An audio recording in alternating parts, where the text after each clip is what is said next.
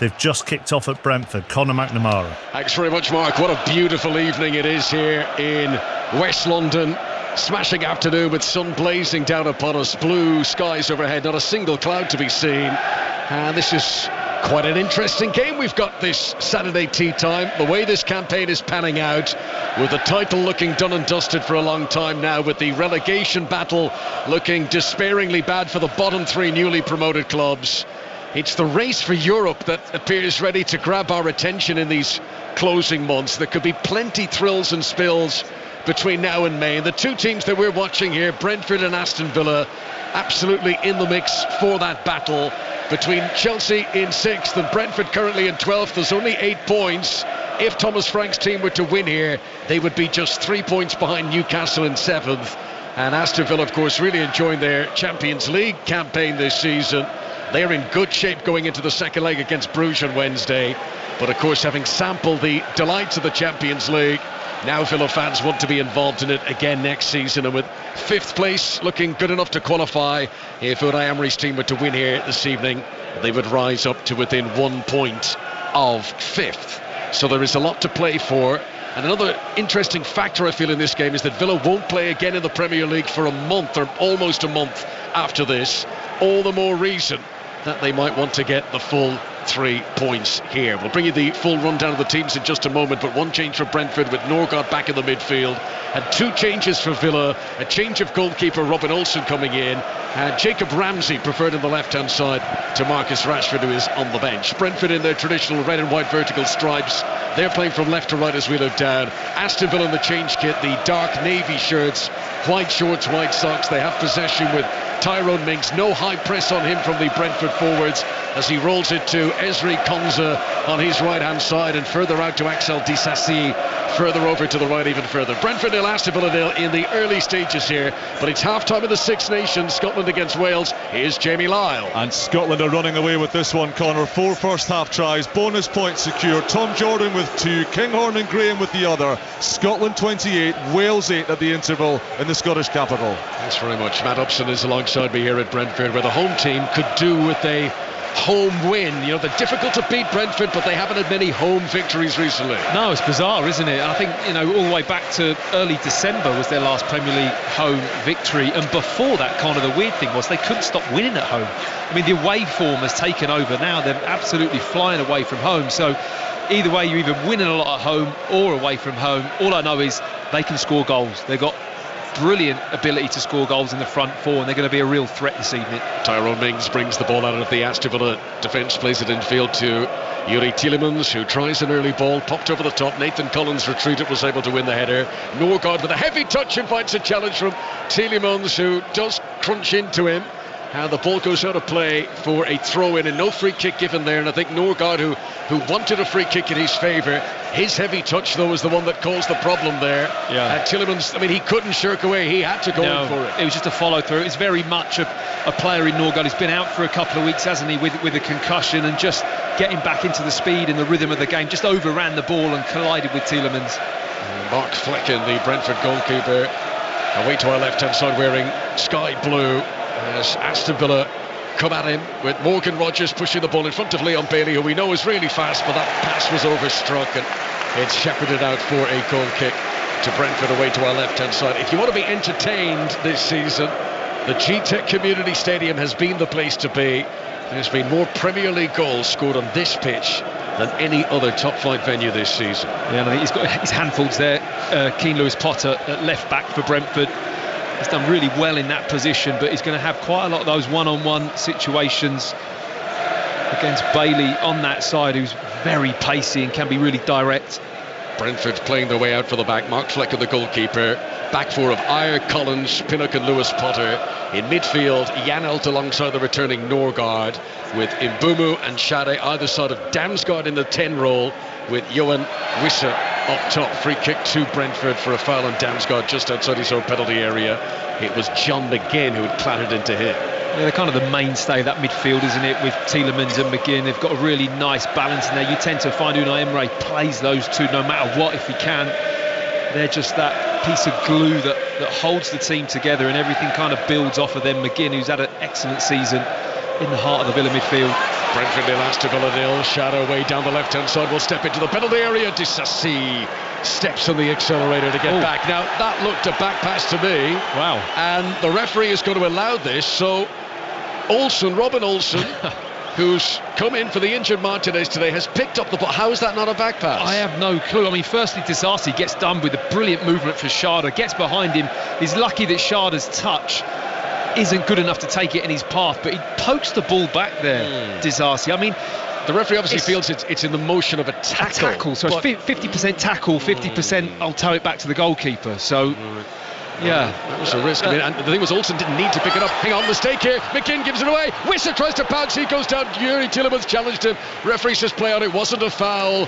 And a very much relieved John McGinn, who's normally so reliable for Aston Villa, but he gave away a really big opportunity there. We've only played 5 minutes. Brentford nil, Aston Villa nil. What a chance that was for Brentford. They couldn't get the shot away. Bailey comes on the attack down the other end for Aston Villa. Steps into the penalty area, steps back out again, and lays it back to Disasi, the player who played it back to the goalkeeper a moment ago. And they are quite fortunate that, I mean, if you were to make the case, let's just say he had given a penalty, the case to be sort of outraged to say no, that was not a back pass is a difficult case to make. Yeah, no, I agree. I mean, there wasn't enough time for the referee to kind of make eye contact with the goalkeeper and give him a little it's okay to pick up, because he picked it up really quickly, and like you say, he didn't actually need to pick it up at that moment. Olsen, it was a risk certainly to take, and he's got away with it. Robin Olsen in for Emi Martinez, who's not on the bench. This is Bailey down the other end, trying to get it onto his left boot. Needed an extra touch to get it into what you would call a shooting position, and then when he tried to pull the trigger, the defenders were able to come in and close him down. But Villa enjoying a decent spell of possession here inside their opponent's half. They have it with Morgan Rogers on the far side of the pitch from us. The right as Villa come forward. Tyrone Mings here gives it to the near touchline to Luca Digne. Unai Emery standing down ahead of us, looking very smart in all black attire, and he's furiously trying to get a message of something onto his players down below. Villa playing very high up the pitch at the moment, forcing Brentford to defend deep. Bailey slides and he's going to give the ball away, and Keane the spotter is in, and the referee says play on because it's fallen for Schade. That was definitely a foul on Lewis Potter. Good decision from the referee though to allow Brentford to play on. Damsgaard gets to the edge of the penalty area. McGinn tried to stand him up. Back over to the left-hand side to Janelt. Back into the centre again to Damsgaard. Can he get the angle for a shot here? Tries to run around McGinn. Back, cuts back at himself. Clever ball to Janelt. Must be for Brentford. Tyrone Mings tries to clear. Schade slips as he shoots. It's still not away. Janelt crosses, appeals for a handball, and eventually John McGinn clears. And at the end of all of that, the offside flag raises, presumably against Schade. But Aston Villa, we've played 8 minutes. They're using up a lot of their 9 lives in defence here. Oh, that's crazy. I don't know where you start with this passage of play. I think the initial pass through from Damsgaard was offside. I think it was the run on the overlap that caught off the offside going on. But Damsgaard, I mean, I know he's got a lot of assists to his name. The creativity he actually has in that number 10 position for Brentford is absolutely spot on. Villa make a real hash of it, trying to clear it afterwards, but I think the very initial pass was a fraction offside. But it just, for me, Brentford are going to be so happy. Villa are going to keep the ball, they're going to dominate possession.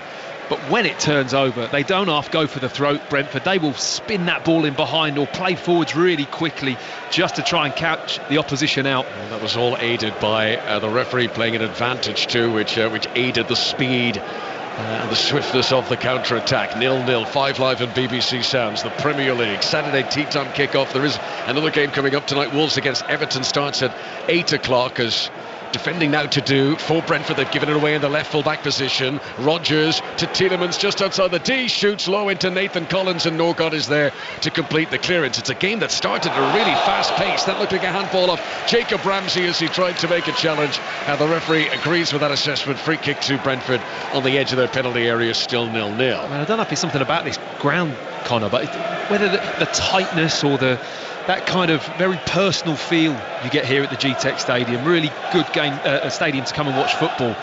It's not often you come in, you see a slow-paced, dull affair. It tends to have that kind of tempo about it. Maybe that's due to Brentford's style and the manager, Thomas Frank, who likes to get up and at them, but you generally do get that kind of match at this stadium. That's a good point, and you know, the stats and the data back it up, because Brentford score, an awful lot of goals. Visiting defences get unsettled here. Remember that run of scoring all the early goals earlier on this season? And it's a fact that no team has scored more home goals in the Premier League this season than Thomas Frank's team. As Damsgaard comes away down the left-hand side here for Brentford, blocked by McGinn. Ball goes out of play for a throw-in to the home side. 0-0 with 10 minutes now reached on the big stadium clock. Throw-in will be taken by Keane Lewis-Potter, who's featured in every Premier League game for Brentford this season. He scored against today's opponents, Aston Villa, last season. He's wiping the ball on his shirt midway inside Villa territory, taking his time over this throw-in. Villa brought everyone back behind the ball. Still he hasn't taken it. Here it comes. Keane Lewis-Potter down the line. Shada in pursuit. Disassy's got to be careful with him. Well judged by the Frenchman. Villa regained possession inside their own penalty area. Konza, very unflustered, almost casual, lays it back to Disasy. Now he clears, looking for Bailey. Lewis-Potter got a touch on that, but the loose ball has fallen for Watkins. And now Tielemans with a hard-running drive through the middle, plays it out early to Jacob Ramsey. Phil have gone from one end to the other in the blink of an eye here. Ramsey shoots, and it's blocked away by Collins. And we were right behind that. That was going in from Jacob Ramsey. Collins' forehead forces it out for a corner. Do you reckon that was in? It was close. It was on target. It was close. I think it was going in. Yeah. Would the keeper have saved it? Because it had the bend on it, didn't it? I mean, it was set slightly outside of the far post. It was a really good hit, but you're right, Collins was bang along that line.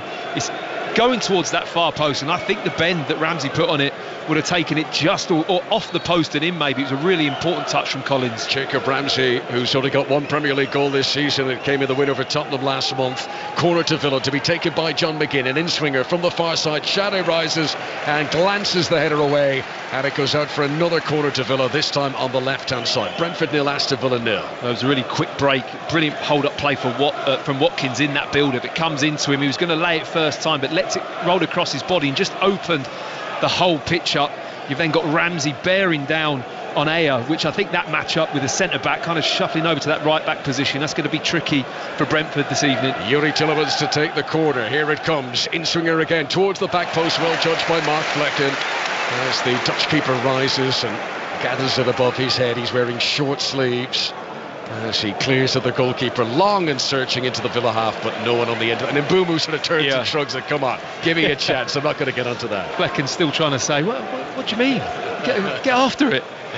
Miles away from him, no chance. And McGinn tries a similar routine here, trying to get in behind the Collins. Collins does win the header, but it's fallen to Ramsey here, who's inside the penalty area, cuts it back to Morgan Rogers. Norgard standing ahead of him. Rogers turns direction back at himself, tries to take the ball on. Mbumu makes the tackle, and then his attempted clearance towards Wissa is intercepted by Tyrone Mings. Mings is fouled. Free kick to Aston Villa midway inside the Brentford half. Brentford 0, Aston Villa 0, and there's a nice feeling to this game. There's been no hanging around in these opening 13 minutes. A nice position there from Mings as well.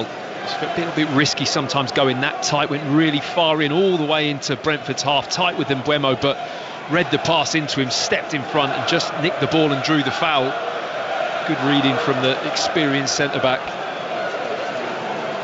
No team has conceded fewer goals from set pieces in the Premier League this season than Brentford. They're normally very well organised for these. So let's see what Tielemans can do here. It's surely too far out to shoot. Flecken hasn't even erected a wall. It's ever so slightly closer to the centre circle than it is the D, and predictably Tielemans does just nudge it into the area. Disasy wins a good flick on header. It's an attempt by Ramsey, back to Disasy, who's offside. Flecken saves it anyway. Flag goes up, and it will be a free kick to Brentford. Good save by Flecken, because he had to be sure, he couldn't rely that it was definitely going to be offside, and he made the block. Well, you can't ask for any more than the delivery that Tielemans puts in there as a attacking player at set piece. I mean, he flights the ball, he doesn't put any whip or spin on it, he just chips it into that far post area for a run onto it. It gives you that ability to get a couple of strides in and really get your leap, and Disasy does that brilliantly, wins that first contact and really punched the ball back across the goal. We have reached the quarter of an hour mark. John McGinn wins a free kick on the far side, fouled by Mikael Damsgaard, who just sort of pulled on his elbow and forced the Scotland international to the ground. So another free kick, another chance for Tielemans to play it into the area. We know Villa have had a very good season, but the extra commitments on the Champions League stage have taken their toll. And you know, you look back over it, the last 7 games that Villa have directly after a Champions League midweek game, they've only had 1 win from those 7 games. It's so common. It's why the league season dips, getting into that rhythm of winning Champions League and then winning your Premier League game. I mean, for the top clubs with huge squads, that's really difficult. You know, that are experienced in that campaign to step in and keep your Premier League form high is really difficult. Here comes the free kick from Tielemans. Brentford's defence have stepped up a little bit. They're a few paces outside the penalty area. Played in with a bit of swing. Tyrone Mings shoots and it's saved by the keeper. Again, it's an excellent delivery from Tielemans. It's a clean side of goal for Tyrone Mings, and it's almost, Matt, like he tried to side foot his finish. The lack of power on the shot gave Flecken a chance. It should be 1-0. Really kind of casual contact. I mean, he drops into a brilliant area, Mings. Lovely curled ball in, just drops in behind the Brentford back line, and it bounces right in front of Mings. In fairness, he's trying to just get the contact and almost steer it into the back of the net, as opposed to get power and pace on it. If he hits it with any velocity, you know, I think Flecken's banging trouble. I don't think he'd save it. It's too close. That's Aston Villa's best chance. Brentford had the early opportunities after Villa defensive mistakes and hesitations, but Villa should have taken the lead there. Collins has it for Brentford. Plays it to the near touchline to Mbeumo. Mbeumo back to Nathan Collins once again. Villa holding a line on the halfway line. Watkins and Rodgers. Bailey almost operating like a front 3. Great start to the game. Pinnock plays it back. Brilliant start to the game, I have to say. Really enjoyable, both teams. Some good football, good pressing. You wouldn't know that Villa had a tough away fixture in the week. They've started this game away from home really brightly, leading into that point you were making about how hard it is to play that next Premier League game. The highlights of all of today's Premier League action from 10:30 tonight on BBC One with Gary Lineker, Micah Richards and Joe Hart tonight in the studio. Interesting scorelines today, with Nottingham Forest beating Manchester City at the City Ground, continuing this wonderful campaign for Nuno Espirito Santo's side. Brighton getting a big win at home against Fulham. Brighton very much in the Champions League race, as you were pointing out to me earlier on, Matt. I hadn't realised that Brighton had actually crept up so close to that top 4, top 5. Yeah, they've been flying. I think they've won the last 3 or 4, haven't they, and really put themselves back in the mix. No defeat for Ipswich today. They lost away at Crystal Palace. Brentford won a free kick here, but they're not going to get it for a challenge on Shada. Janelt is still appealing to the referee, and because Shada looks to be hurt here, the referee has held up play. And I'm just wondering, had he indicated it was a foul and he was giving advantage, or no, or did he just think it wasn't a foul? I think he thought he ran in. I mean, Dizazi's been ran a couple of times by Shada, who's really pacey. This time he decides to think, right, I'll just step across his path and let him run into me, and they kind of bounce into each other. Shada falls to the ground, Dizazi falls over as well, and they're now kind of, he's putting his arm around him as if to say, oh, sorry mate, but I think he knew exactly what he wanted to do. But for me, it was within the laws of the game. I think he was very clever, Dizazi, and just stepped across and used his body. Well, it's been an interesting battle between those two. Dizazi at right back for Aston Villa, on loan from Chelsea of course, and up against Kevin Shada, who's now got 7 goals in his last 15 Premier League games. So there's a lot of focus on Wissa and Mbeumo, but Kevin Shada's been providing the goals for Thomas Frank as well. Here is Janelt in possession, left-hand side of the midfield for Brentford, playing from left to right as we look down. Just a bit of evening darkness beginning to creep into the bright blue skies overhead. Damsgaard infield to Norgard. Out to the far side of the pitch from us to Lewis Potter. Back into Norgard. Very neat and tidy this for Brentford. Good challenge though comes in from John McGinn, and Villa regain possession. Can they spark a counter-attack here? McGinn to the feet of Ramsey inside the centre circle. He knows that Luca Digne's available outside him on the left. Ayer afraid to get too close to Digne because he knew that Ramsey was also making a run. Brentford midfield working hard though to get back in position. And although Aston Villa still have the ball, Brentford have cut off many of their possible routes of attack. Let's see what Watkins can do here. Gives the ball to Ramsey, goes down just outside the tee. Villa won a free kick. Referee was right beside that, Jared Gillett, and he says no free kick. Well, I think that was a tough call. Janelt, who got a little bit done with the 1-2 as it gets popped round him. And I think, was it Ramsey making that run, or Rodgers? Well, I think it might have been Ramsey coming inside. And yeah, I think it's a good read from the referee. He is behind him, Janelt, but Ramsey really does fall to the floor. There's not a lot of contact. I think it was a good call from the referee. The other game today was our pick for the 3 o'clock commentaries at Anfield. Southampton took the lead against Liverpool, but Arne Slot's team were able to keep their unbeaten run going. 25 league games now without losing. Liverpool beating Southampton by 3-1. Luca Digne has possession for Brentford. Left wing, he's done well to keep the ball in play there. Finds Ramsey inside the penalty area. Norgard was back helping out the defence and unsettles the Aston Villa man. Villa immediately get it back though in the midfield. Tielemans to Mings to McGinn, up to the feet of Watkins, back to goal just outside the D of the box. He falls as he plays the pass to Luca Digne on the left hand side. Mbeumo is back covering for Brentford. Villa hold on to possession, but it's back to Tyrone Mings. We've reached 20 minutes played at the GTEC Community Stadium. Still Brentford 0, Aston Villa 0 as Mings crosses from the left hand side, too high for Morgan Rogers, and Keane Lewis-Potter with a good header to find Sade, and maybe a chance for Brentford to come on the counter-attack once again. Disasi backpedaling away from him. McGinn goes right into contact though. Ball is played over the top. Wissa's in a chase here with Konza. Konza goes down at the barest touch from Wissa from behind. I think he may have cut the back of his ankle as well though, as well as the push, and that is a free kick to Aston Villa. Well, that's the secret weapon of Brentford, isn't it? The pace of Sade at the moment. I mean, Disasi looking a little bit edgy. I mean, he's handling it okay, but you just get this feeling that if he leaves himself exposed, Sade's just going to take it. And on that turnover, Villa have a lot of possession in the middle of the pitch. If they lose it badly, I think that's going to be a difficult matchup. Here's Mbeumo with the socks slow down on his calves. Tries to play it in off the right wing, but the ball is cut out. Ayer will return it to Mbeumo, and Brentford retreat back into their own half with Nathan Collins, who's played every minute for Brentford in the Premier League this season. Ethan Pinnock is on his left-hand side, and he brings the play to almost a halt as he stands, puts his studs on the ball, glances on the horizon, doesn't see anything that takes his fancy, and he's back to retreat to the goalkeeper, Mark Flecken. Thomas Frank has seen something that he doesn't like. He's agitated, he's out, he's shouting and bellowing down there as the ball ends up in the arms of the opposition goalkeeper, Robin Olsen, the Swede, who plays because Emi Martinez is out with what we believe is a back injury today.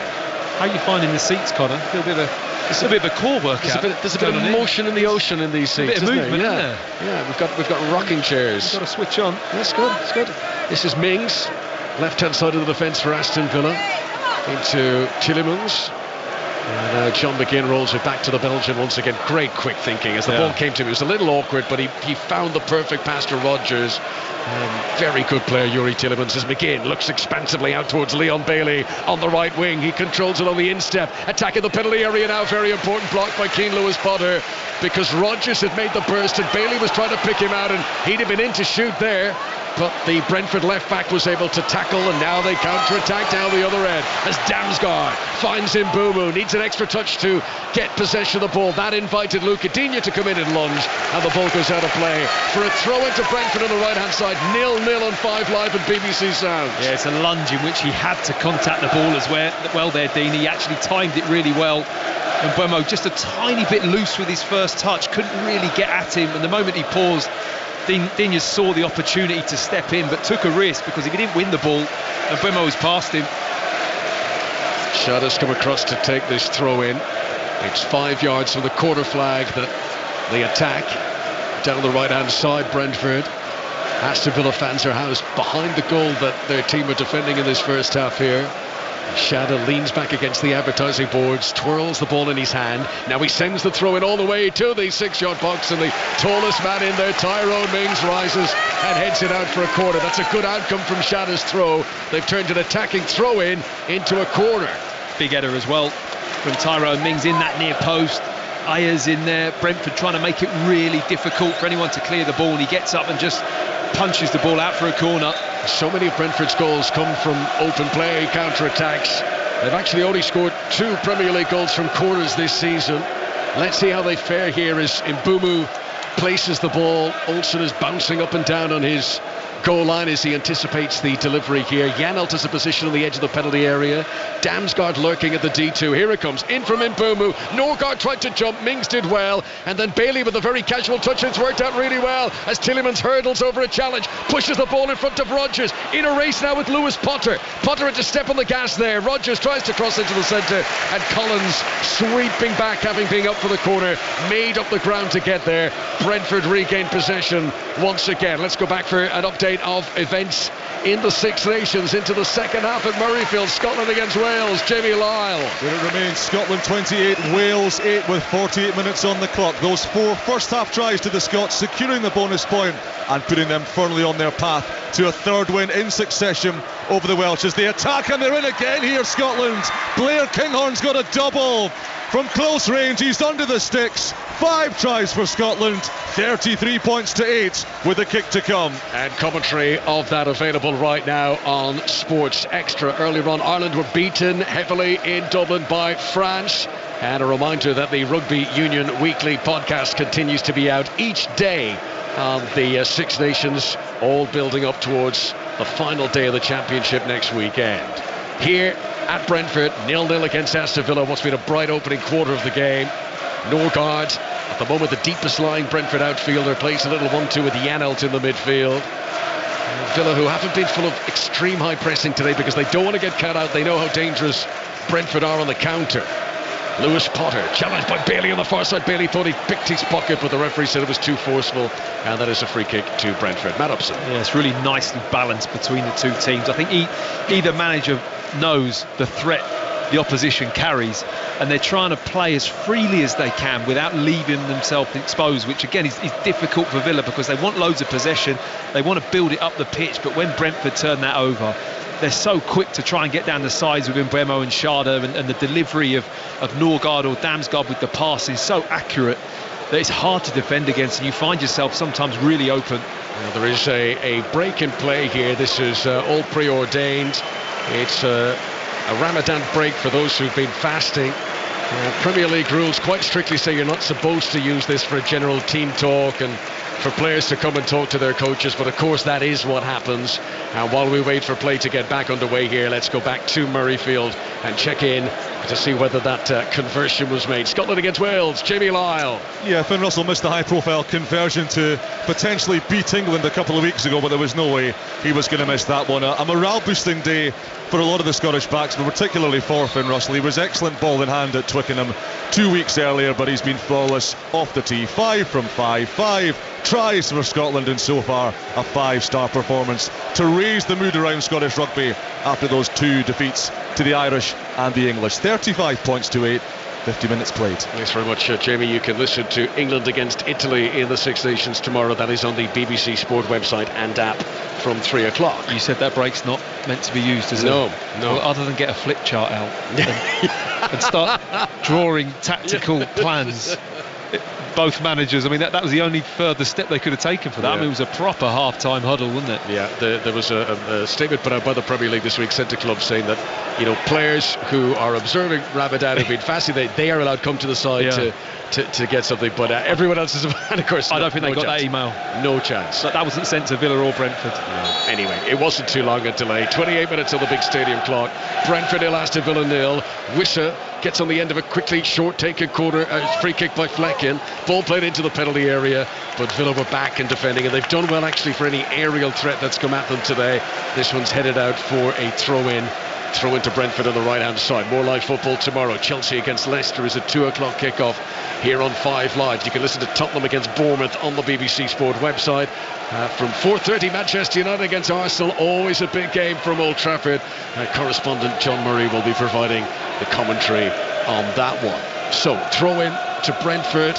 Shadows come across from the left wing to take it. This is right-hand side as Brentford come forward. That seemed to slip through his fingers just as he attempted to launch it, and it became an easy header away for Luca Digne. Now Villa try to step out as Lewis Potter plays it back in straight to McGinn. Tried to control it, didn't have time to do that. Norgard one possession back as Janelt plays it over to the far side, controlled by Johan Missa. Back to Mbumu. He's got a lot of teammates in the penalty area here. If Brentford can get it into the box, it's short to the feet of Wissa. Now it's crossed in. Tielemans with a touch of the front post. Olsen comes out to try and prevent the corner, and he succeeds in doing so. His slide launches the ball out of play for a throw into Brentford, far side of the pitch from us, and still 0-0 here. Yeah, he didn't fancy picking that one up, did he?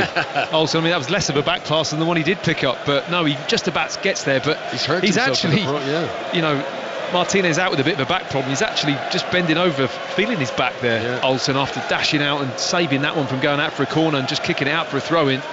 Yeah. He came straight out of that holding his back. He really stretched with his foot to prevent the ball going for a corner. Anyway, he's okay. It has been taken, the throw, and a chance to shoot from a long way out from Keane Lewis-Potter, and it is saved by Olsen, who again very visibly holding his lower back as he stretched to get that. As soon as he'd made the save, immediately the hand went down to hold his lower back. Yeah, it just doesn't look comfortable at all. Straight away, really simple routine save. The ball's bouncing into him. Goalkeepers lean their body in, take the ball into his chest, but straight away going for the back with his hand the moment he stands up. So that'll be a bit of a concern for Unai Emery. With no Martinez, Oliver Zic is on the bench, the goalkeeper who's yet to make his senior debut. He's only 20 years of age, so that will be quite the baptism for him if he to come on here at the GTEC Community Stadium as a third choice keeper. Here come Brentford. Disasi does really well, edge of the box, had to be so careful there. He's won a header against Sade. For all he knew, he was inside the box there. There was a chance of giving away a penalty. He judged that really well, and Villa get it away. 0-0. Spot on, Connor. I thought had top defending. He's had a difficult start to the game. It's not easy in that position. He's used to playing centre back, but he's adapted really well in the right back slot, but his instinct was everything in that moment. He comes all the way across, gets his body, and it was a really important interception. The run from Sharda was superb as well. I have to say, he's running off the ball. Sharda causes all sorts of problems. Yes, let's just look at the stats there a minute ago. The majority of Brentford's attacks have come down the left hand side. The greater majority of them, they are looking for Sharda far more than they're looking for Mbumu on the near side, and obviously they're hoping Sharda will deliver something for Mbumu to get on the end of. Good work by Keane Lewis-Potter, intercepting the ball ahead of Leon Bailey. Villa were trying to play it out of their own half. Sharda has it 10 yards outside the penalty area. Back to Vitaly Janelt. McGinn hovering in front of him, but doesn't press right up to him. Keane Lewis-Potter cuts in off the left wing, floats the ball in towards Mbumu, who's got a stretch but won't be able to keep it in play. He got a touch to it, but he couldn't get it under his spell. It goes out for a goal kick to Villa and to Olsen, who doesn't seem to be as concerned about that back issue anymore, and he's walking freely once again now. He's not gone back to it, has he? As just see the cameras panning to the young goalkeeper sat on the bench. That's not nice when you're kind of umming and ahhing whether you might have to go on. You haven't been on yet, you're 20 years old, you've not made your debut. Can be a little bit nervy, but he looks very relaxed, sat there. It's the confidence of youth. Yeah. Of course he would love to get on here. Yeah. He's just thinking, I hope I get the chance. Young Oliver Zic, who is a Polish youngster. Here comes Jacob Ramsey for Aston Villa, breaking his way towards the edge of the Brentford penalty area. Luca Digne available outside him, crosses it in, well positioned Nathan Collins. He's able to clear the ball away. Tielemans now has it on the edge of the area. Great burst by Tielemans into the box, left-footed shot, saved by Flecken down low, sits up for Rodgers. Not the most comfortable follow-up attempt, but it was blocked away by Norgard, and Aston Villa get a corner, and Villa are sort of playing Brentford at their own game here. They're looking very dangerous on the break. Yeah, Tielemans has been top in this game so far. He really has. His passing, set-piece delivery, drives at the back full there, gets down the left-hand side, cracks a shot off with his left foot. It's parried back into the bodies, and I think it was Rodgers actually on his left foot with the follow-up that just gets the strike, but brilliant play from Tielemans. So Tielemans takes the corner towards the back stick. Good header won by Sharda. Falls to Ramsey here, no opponent near him. Edge of the penalty area, floats it back in. Tielemans, who taking the corner, runs in field, and it's put over the top by Ethan Pinnock. That's great defending. Tielemans, who did everything right, the angle was tight, but he powered his header downwards, and Pinnock was able to slide back, and it's not quite in the area of the Tyrone Mings brilliant goal line clearance the week in the Champions League, but I tell you, that is a brilliant clearance from Pinnock. I mean, it's unbelievable. Tielemans takes the corner originally, and he sprints back into the box for the second phase and ends up getting on the end of the ball as the cross comes in. Here comes the latest Villa corner. Disasi was close to that, but Ayer was able to get it away. Back into the mix from Luca Digne. Disasi doesn't challenge for it because he knew he was offside, and the flag goes up anyway, and they'll deem that to be interfering with play. Even though he didn't touch it, he was active, and that means that it's a free kick to Brentford. The game's still 0-0 here in the Premier League on BBC Radio 5 Live and BBC Sound. So the Women's FA Cup has got Manchester United taking on Sunderland at Lee Sports Village this evening. It was a 5:15 kickoff, and there's been a goal. Nick Hatton. Yes, there has. Into stoppage time in this first half. Manchester United have a second. Manchester United 2, Sunderland 0. Corner from the left-hand side, delivered flat, and there was Maya Letitia to head home from 6 yards out. That is the half-time whistle. United have a 2-goal half-time lead. Manchester United 2, Sunderland 0. Thanks very much. Down the other end here, come Brentford. The flag is raised. Whistle goes around the goalkeeper. He'll play it into the net, but the whistle had gone some way back, and Brentford are denied the opening goal here. 10 minutes to go to half-time. Brentford 0, Aston Villa 0, but a disallowed goal for the hosts. Yeah, Darren Cann, far too experienced, the campaigner in that assistant's position. Knew exactly, backed himself. Wissa, good 2 or 3 yards offside. Really good line from Aston Villa. He could see right along it, and the flag went up early, which I like to see when it's that clear. It's good to see the assistant actually getting the flag up when they know it's offside. Here's Morgan Rogers for Aston Villa, giving it out to the right wing to Leon Bailey. Good ball for Watkins. First time he's had a touch of the penalty area today. Tried to get a first-time shot away, but it was blocked, and the ball eventually goes out for a goal kick to Brentford. And, you know, you give chances to Ollie Watkins. That's what he feeds off. That's the first time he's had an opportunity to try and shoot for a goal. He'd no time to think about it or ponder it, but he tried to just snapshot it away. I've been impressed with his kind of hold-up and play of bringing other players into the game today. I think that's the big thing that really separates him from a lot of goal scorers and players that just want to be alive in the box. His play outside of the box has been excellent so far. I think he really does try and do a good job for the team. The Cheltenham Festival will be live on Sports Extra this week, starting on Tuesday afternoon, lunchtime. You can listen to the Champions Trophy final between India and New Zealand on Sports Extra tomorrow. Coverage there begins at 8:45. Here comes Disasi for Aston Villa, playing from right to left as we look down here today. It's possession with Leon Bailey, who makes a burst to the byline, tries to cut it back for Disasi, but there's too many defenders there. Lewis Potter as well. Norgard plays it accurately out of the penalty area to Damsgaard. Brentford here on the edge of their own penalty area, but looking very relaxed, not feeling under any sort of pressure, are able to clear the ball away. When I say clear the ball away, they play it back to Lewis Potter, back to the goalkeeper. It is all comfortable though, and now to Nathan Collins on the right hand side. He'll play it up towards Ayer, and then across comes Ramsey to try and challenge him, but Ayer rides the tackle, tries to give it into the feet of Mbumu. The ball fizzes just behind him, and Aston Villa regain possession again. It's McGinn pumping it long. Pinnock's got a decision to make here, decides to allow the ball to bounce. It was the right decision. It carries through to the goalkeeper. 0-0. Must have had good shout from Flecken there between them. Not an easy one. He's got, I think it was Bailey coming in off the right hand side, breathing down his neck, and I think the goalkeeper just gave him a big shout to leave it, and between them looked very organised, very smooth. Janelt out towards Mbumu, intercepted by Digne, and a backwards header that was difficult for the goalkeeper Olsen to gather, but he was able to scramble out and dive. And it was a test for the back, that one, wasn't it? Yes, the Swedish goalkeeper, if you're just joining our coverage, was visibly complaining about a back problem earlier on, but he did well there. He was fine there, wasn't he? It is Brentford 0, Aston Villa 0. Olsen launches it long, header met by Keane Lewis Potter. Norgard rolls it back to the goalkeeper. This time Watkins does chase in on him. Flecken plays a 1-2 with Collins, and he's come running, dribbling out of his own penalty area there before launching it long into the Aston Villa half of the pitch. And looking at the Opta stats, Mark Flecken is the Brentford player who's played the most passes into Aston Villa territory in this game so far. The goalkeeper. 7 minutes to go until half time. There'll be a bit added on. This is Luca Digne on the left-hand side. Lovely evening here. Feels like, you said it to me when you first arrived, Matt, feels like an end-of-season sort of game. Yeah. Feels like summer's arrived. It genuinely does, doesn't it? You kind of sat here, it's a lovely still evening, you know, just in a jumper. There's still a little bit of light. It does feel like a very summery evening here in West London. It won't last. No. It won't last. We'll all be wearing the heavy coats again next week.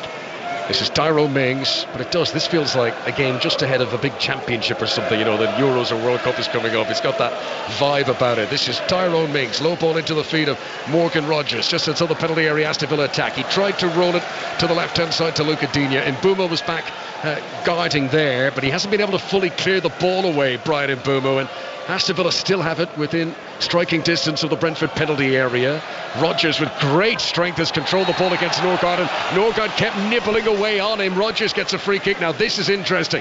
This is a free kick within shooting range for the first time today. Yeah, he's a handful, isn't he, Morgan Rogers? I mean, Villa really starting to assert their authority in this game. You feel they're looking like the very dominant team, a lot of the ball probing, but also not allowing Brentford any breathing space. Every time Brentford get the ball, try and play forwards, Villa are mopping it up. It's going back into Tielemans or McGinn. They're starting another attack, and it just got fed into Rodgers. He rolled Janelt, got the wrong side, clipped him, clear foul. Referee was right on top of it, and this is a lovely position just to the right of the 18-yard box, probably about 26, 27 yards out, I would say. Really lined up nicely for a left footer, maybe. Yeah, Luca Digne's come across to have his say, but Leon Bailey is the man who positions the ball on the deck. Morgan Rogers, who won the free kick, he's 22 years of age. He's one of those, you can still very much feel he's growing, in terms of his size and his presence on the pitch, and the time that he's been at Aston Villa, he's really growing from a boy into a man, and he's very difficult to get him off the ball in a fair means anyway. Damsgaard lying down as the draft excluder. Bailey has picked up the ball and placed it back down again several times now. I don't know if he's just trying to nick another inch or two. The referee did put the spray down, but Villa have erected their own quite expansive wall in front of the Brentford wall. This is all very complicated. So you've got Damsgaard lying on the deck, then you've got a line of about 5 Brentford players, then you've got 3-4 Villa players in front of that. Bailey getting ready to strike this free kick, looking to open the scoring with 4 minutes of normal time to go until the break here at the GTEC Community Stadium. Brentford 0, Aston Villa 0. Jarrett Gillett is finally satisfied that, you obviously need planning permission for that wall, there's so much going on there. And the crowd are getting a bit impatient. I said, come on, can we get on with this, please? Again, Bailey places the ball. Now, steps back. Considered look at this. He's going to try and clip it beyond the wall and into the top corner. This is Leon Bailey for Aston Villa. Finally, left-footed shot, and the wall does its job. So many in that wall. It was bound to have an impact as Wissa goes down. Foul by McGinn. Free kick to Brentford. It's going to be a yellow card for John McGinn for a hand to the face of Johan Wissa and a deliberate prevention of a counter-attack for Brentford. 0-0 here. Try at Murrayfield. Back to Jamie Lyle. And signs of life, Connor, for Wales. 61 minutes played, and Ben Thomas scorching between the Murrayfield uprights to give the visitors a glimmer of hope of ending that record 15-match run without victory. Still they trail by 35 points to 15, quarter of the game left. Commentary of that quarter of the game available on Sports Extra. Matt. I can see why John McGinn's walking away, shaking his head at the referee. I mean, it's probably not a foul, let alone a yellow card, to be honest. I mean, Wissa tries to knock the ball past him and run round him. All McGinn does is just kind of run across and get his arm out, as you normally do, to get your arm across the player to muscle him out. And Wissa goes down holding him. He might have gently clipped his chin, possibly. He didn't look anywhere near his face, if I'm honest, but very harsh yellow card for John McGinn. The first yellow card of the game. And I think Wissa maybe made a bit of a meal of that, which might have prompted the referee to take a harsher action. Not that the yellow card was shown for the ferocity of the touch. It was more that the yellow card would have been for stopping the counter-attack. But John McGinn was upset about that, as a lot of players are when they get yellow cards. This time it might actually be justifiable. Here come Brentford with Keane Lewis-Potter. On to Kevin Shada. So much of the home side's attack has been concentrated down their left wing in this first half. Lewis-Potter, 5 or 6 yards outside the penalty area. Janelt gets a touch. Damsgaard, who's been the real creative force for Brentford lately. A lot of assists that he's had this season. Pinnock on to Collins. Brentford a little bit scrappy, but they hold on to possession inside the Aston Villa half. Collins looking up to see what's ahead of him. Plays it short to the feet of Christopher Ayer. hounded backwards by a hungry Lucadinha, but Ayer is big and strong and he's able to turn it. Leaves it up to Mbumu, touch into Norgard. Mbumu looked to be caught late by Tielemans there. Villa regain possession, no free kick, chance of a counter here as Watkins comes over the halfway line, gives it to the left wing. Jacob Ramsey, a slip there by Wissers. He tried to get back and help the defence. Rodgers though with a terrible touch has given the ball away, and the end-to-end nature of this game continues as Mbumu now brings it into Aston Villa territory once again. Final minute of regulation time in the first half here in West London. Janelt has possession for Brentford inside the centre circle. The two number 27s close to each other there with Morgan Rogers with it. This is Lewis Potter on the far side, rolls it back to Janelt. Villa have got everyone back behind the ball.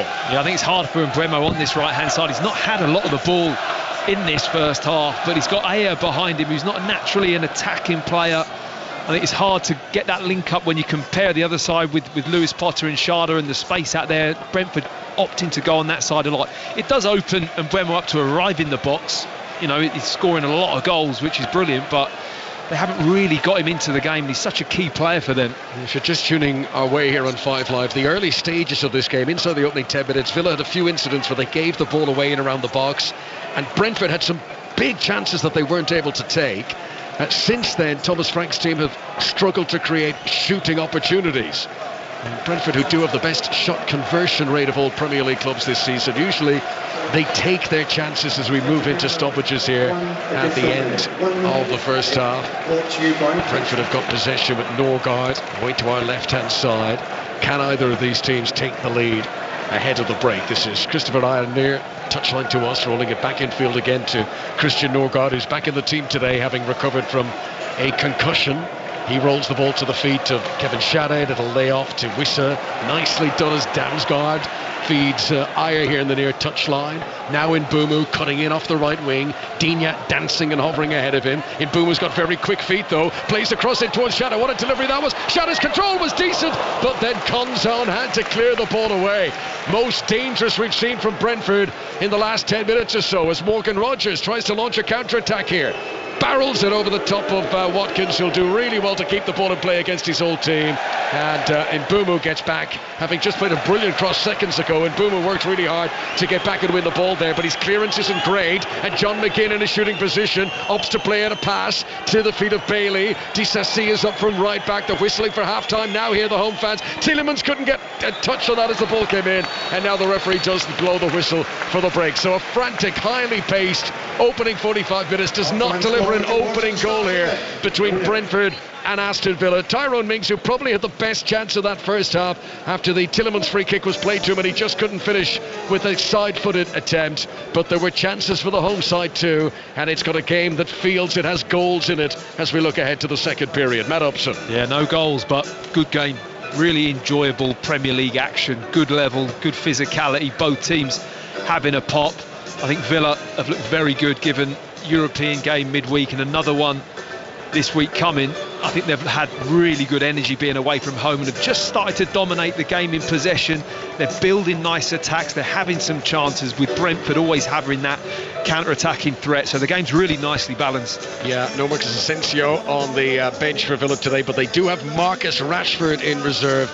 Could he feature in the second half? For now, at the break at the GTEC Community Stadium, it is Brentford 0, Aston Villa 0. Thank you both. Earlier on in the Premier League, Liverpool came from a goal down at the break to bottom of the table Southampton to win by 3-1 and go 16 clear at the top of the table.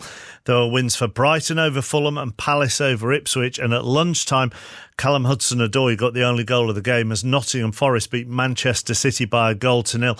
In the Championship, Leeds continue to lead the way. They don't play tomorrow, but Sheffield United in second, Burnley in third, Sunderland in fourth, Coventry in fifth and West Brom in sixth. All won this afternoon. Derby are off the bottom of the table after they beat Blackburn. Plymouth replace them after a 3-0 home defeat to Sheffield Wednesday. The League One leaders Birmingham win again, and they've extended their lead at the top because Wickham in second could only draw at Peterborough. Wrexham in third beat Rotherham. Leaders Walsall lost again in League Two at home to Grimsby, but Bradford couldn't take advantage of that. They would have gone top if they'd won at Gillingham. Instead, they were beaten by 1-0. No Scottish Premiership action. Scottish Cup quarter-final weekend. Aberdeen beat Queen's Park 4-1. So they're into the semi-finals where they'll join Hearts, who beat Dundee last night. The big story of the day, though, came in the Men's Six Nations. France demolishing Ireland, 42 points to 27. They are into the last 10 minutes or so, maybe at Murrayfield. Jamie Lyon. Yeah, 12 minutes to play, and Wales are staging something of a revival in this second half. They've just crossed under the sticks for their third try. Teddy Williams, the replacement lock from Cardiff, crashing over the kick about to be taken by Jared Evans. If he gets that, it'll cut the scores to 35 points to 22 in Scotland's favour. He's popped it over very quickly indeed. Scotland still in command of this fixture. Remember, they towed into that 28-8 half-time lead. First half bonus point with tries from Kinghorn, a Tom Jordan double, and Darcy Graham. Blair Kinghorn's popped over for his second try of the afternoon just after half-time as well. That Ben Thomas score, followed by Teddy Williams' try, has narrowed the gap to 13 points. Wales need 2 converted scores to pull off the unlikeliest of comebacks and end their record loss of 15 defeats on the bounce. Big final 10 minutes here at Murrayfield. Thank you very much, Jamie. It's on Sports Extra if you want to listen to it. It's on BBC One if you want to watch it. We'll have reaction to all the day's big sports stories during half-time at Brentford, where they are goalless with Aston Villa. First of all, 6:20. Here's John Barnes. This is BBC Radio 5 Live. Listen on BBC Sounds. The Polish Prime Minister Donald Tusk has said appeasing Russia is only causing more tragedy in Ukraine. His comments came after Russian missile strikes killed at least 20 people overnight, according to Ukrainian officials. Police say a body recovered from the River Thames is being linked to a murder investigation in Kent. 43-year-old Lisa Smith was shot dead near a pub in Knockholt on Valentine's Day.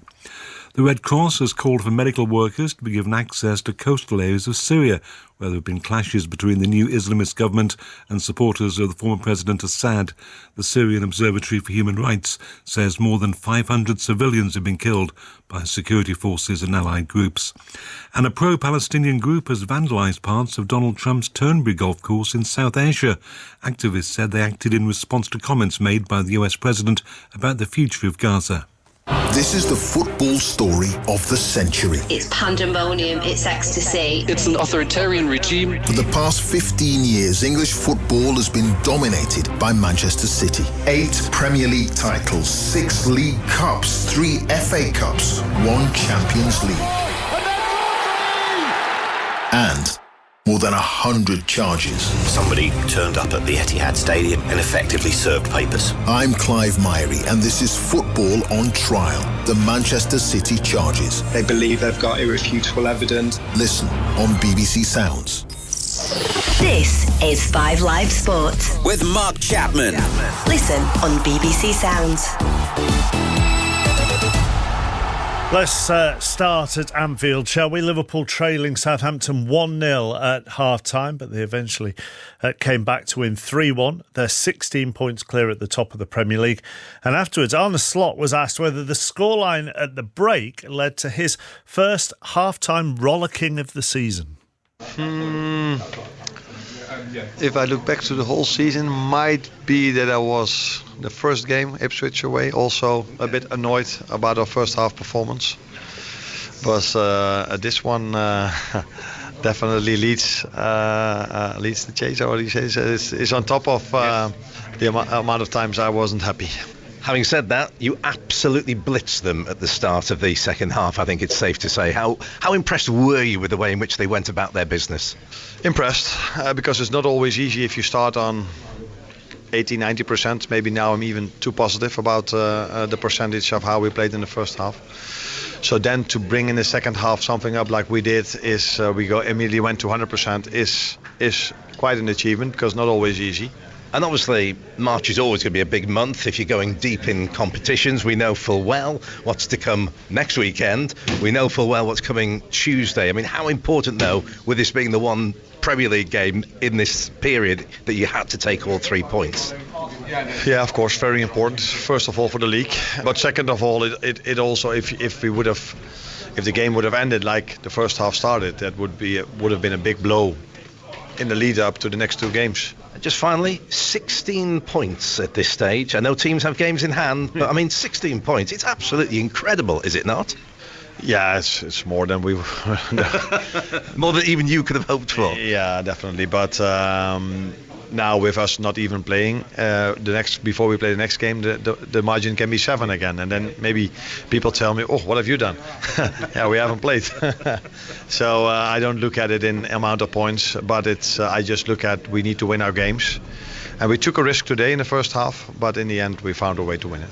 Watch everything tonight. Match of the day, 10:30 on BBC One. Nottingham Forest have consolidated their place in the top 4. They beat Manchester City 1-0.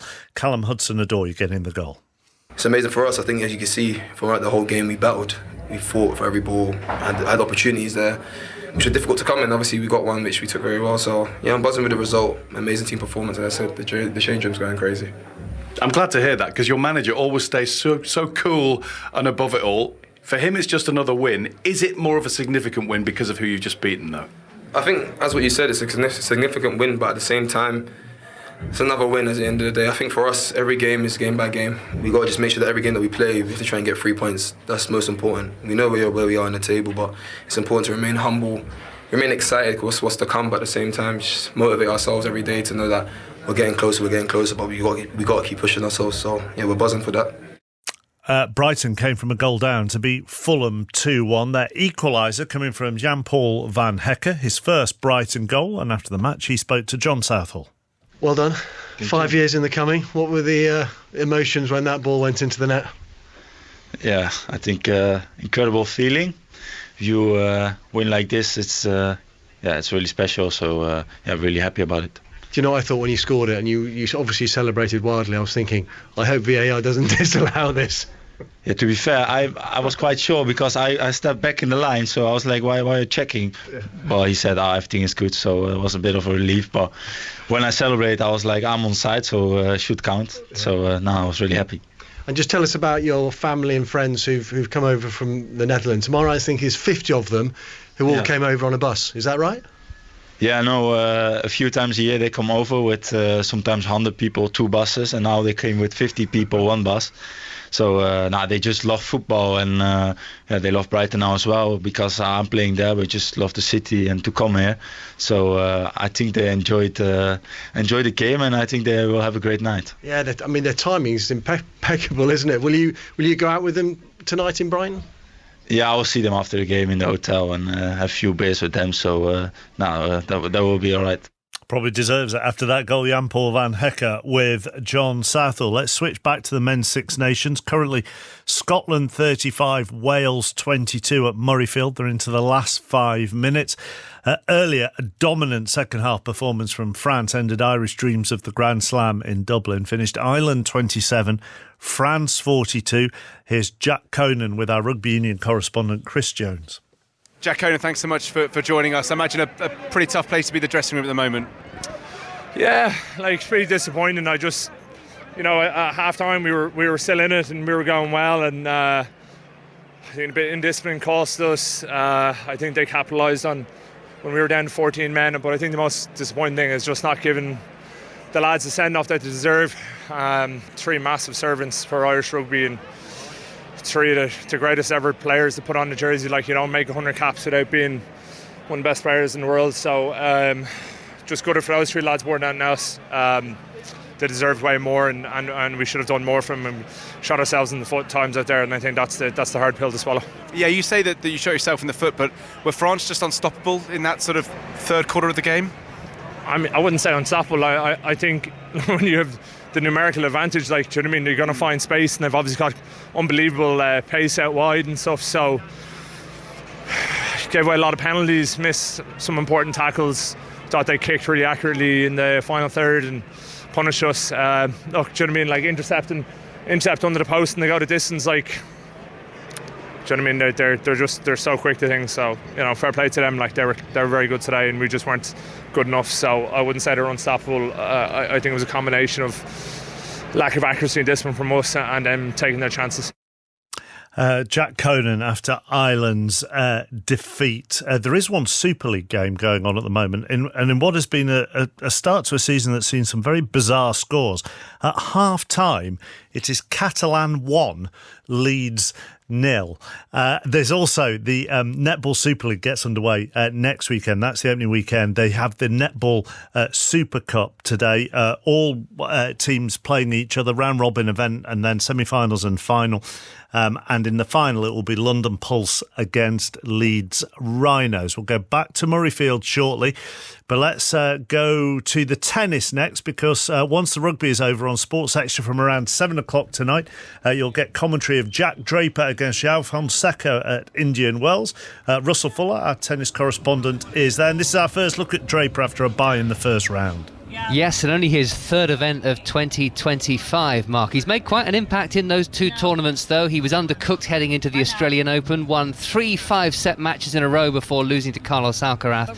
And then after a period of strengthening his hit, he finished as the runner-up in Doha to Andrei Rublev. So he feels fit, and he's happy about his game, and he is knocking on the door of the world's top 10 right now. Fonseca, 18, rising star? Wait till you see how hard this 18-year-old hits the ball. It is absolutely breathtaking. He's won 18 of his last 21 matches at all levels, won the Under-21 Next Gen Finals in December, then beat Andrei Rublev at the Australian Open, won his first tour title in Buenos Aires last month. He is an absolutely thrilling player and a very, very dangerous opponent for Draper today, despite the fact that Fonseca at the moment is 80 in the world rankings. And I should say also today, Sonny Cartal, the other British player in action, up against the seeded Beatriz Haddad-Maia of Brazil. I tell you what, it could be a very... Thank you, Russell. Sports Extra from 7 o'clock. It could be a very, very nervous Murrayfield, or at the moment, Jamie Lyle. It could be. Thankfully, from a Scottish point of view, it isn't, Mark. Wales have just had a try disallowed that would have cut the gap to a solitary score. Blair Murray hurdling a tackler. You're not allowed to jump into the tackle. He was penalised for that as he set Talupi Falatau up to groans and howls of horror around us in the press box. Try's been scrubbed off. Scotland still lead by 13 points. 2.5 minutes to play. Big ask for Wales now to turn this round. He looked absolutely gutted at that, didn't he, the Welsh fullback? Oh, he was absolutely devastated. It was a wonderful piece of play, but it was ruled to have jumped into the tackle. That is against the laws of rugby, and that's why Andrea Piardi was directed to the TMO screens and why the try didn't stand. But it is a wonderful piece of individual play, and we were denied a real grandstand finale here. As it is, Scotland in possession and looking to see this out. Thank you very much. So Sports Extra for the conclusion of that. Let's just bring Chris Sutton in for what he would like you to talk about on 606 this evening. Chris? Yeah, thanks, Mark. I've nearly arrived, so the listeners need not fear. I will make 606. Oh, thank goodness. I was very, very worried about that. 909 693. Want to hear from Liverpool fans. Our rollicking's a good thing, Arne Slot. Got stuck into the team at half-time, 16 points clear at the top. Is the Premier League your title to lose? And it's a huge week coming up. Do you think you can do the treble this week? Southampton, PSG, and then Newcastle in the Carabao Cup final next weekend. My Nottingham Forest team, absolutely sensational this season. Want to hear from Forest fans. Ian Dennis, my taxi driver for the evening, said Manchester City have sort of fallen off a cliff this season. I agree with him. Want to hear from City fans. And Brighton, the prospect of Champions League football for your next season. Is it there? And Coventry fans, brilliant. I think it's 10 out of 11. Frank Lampard has won. What a turnaround. And Derby County, important win for them against Blackburn Rovers. Shane Duffy being dropped by Norwich for being late for what he should have been there for, Chris. That's interesting, isn't it? Yeah, 08085 909 693. Maybe he'll be here for his show. They're back underway at Brentford. Conor McNamara. Are you back late to us for the second half, chaps? Well, yeah, but that's Chris's fault, so that's double punishment. Yeah, double punishment. Just going to make a little note of that there. Thank you very much. We're back underway for the second half here at Brentford. 0-0. It's been an exciting game so far, though.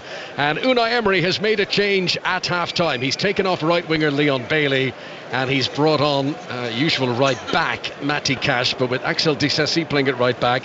Cash here has very much started as a right winger, so he's on the right hand side, Jacob Ramsey on the left, Morgan Rogers in behind Dally Watkins. Cash part of Villa's front four, Matt Upson. Interesting move, very interesting move, I have to say. I think Sharda being a reason for that. I think he's Brentford's biggest threat.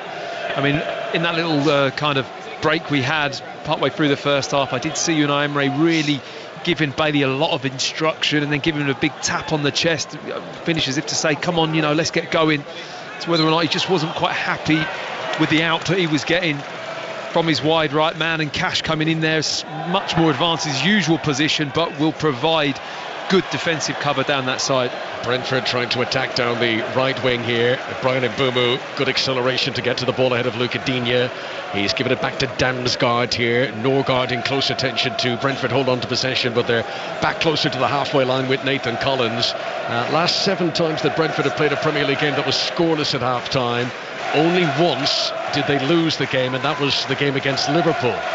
Usually you've got to do a bit of damage to Brentford in the first half to beat them, and they can get stronger as games continue. And these are the 2 teams who've scored the most late stoppage time goals at the end of Premier League matches this season. So we might have to wait right till the very end to get the decisive moment here. But it's a game that so far has inspired that there is going to be goals. There were chances at both ends. Tyrone Mings coming closest to an actual break of the deadlock, but Ramsey had a good shot that would have been into the top corner, it not deflected away off Collins. And some sloppy Villa defending in the early minutes of the game presented opportunities to Brentford. They just couldn't get it in the back of the net. I'll give you a full rundown of the teams in a moment, but Kevin Shannon's getting ready to take a throw for Brentford. Left-hand side as they come forward. Arches his back, propels it deep into the penalty area. Ayer gets up, backward header from him, but cleared away by Yuri Tielemans, who's been one of the standout performers on the pitch so far. Brentford still have a lot of players up in and around the penalty areas. It comes to the feet of Shade on the left-hand side. Now, can he deliver into the box? DCC trying to keep him away from trouble. Shade trying to shake him off. Good little turn, flicks it in, but Tyrone Mings on the edge of the 6-yard box wins a header, and then Rodgers and Tielemans between them bring the ball away, and there is a counter-attack going on here as Ramsey feeds it up to Watkins. Matty Cash screaming for it in the middle. Watkins, you can hear the boos against his old team. Into the penalty area, shoots low and shoots into the back of the net. It must have gone through the keeper's legs because Mark Flecken appeared to have it covered, but the ball squirts through and he's done it again. Ollie Watkins, 6 goals in his last 6 appearances against his old employers. He's given Aston Villa the perfect start to the second half. Brentford 0, Villa 1. Well, it just had to be him, didn't it? In front of the Brentford fans, runs off to the corner flag in front of the Villa fans, celebrating with his teammates. But it's a lovely, slick move from Aston Villa, who win the ball, clearing it from their own box. It then goes into midfield. They win that little battle, which they've done really well this evening.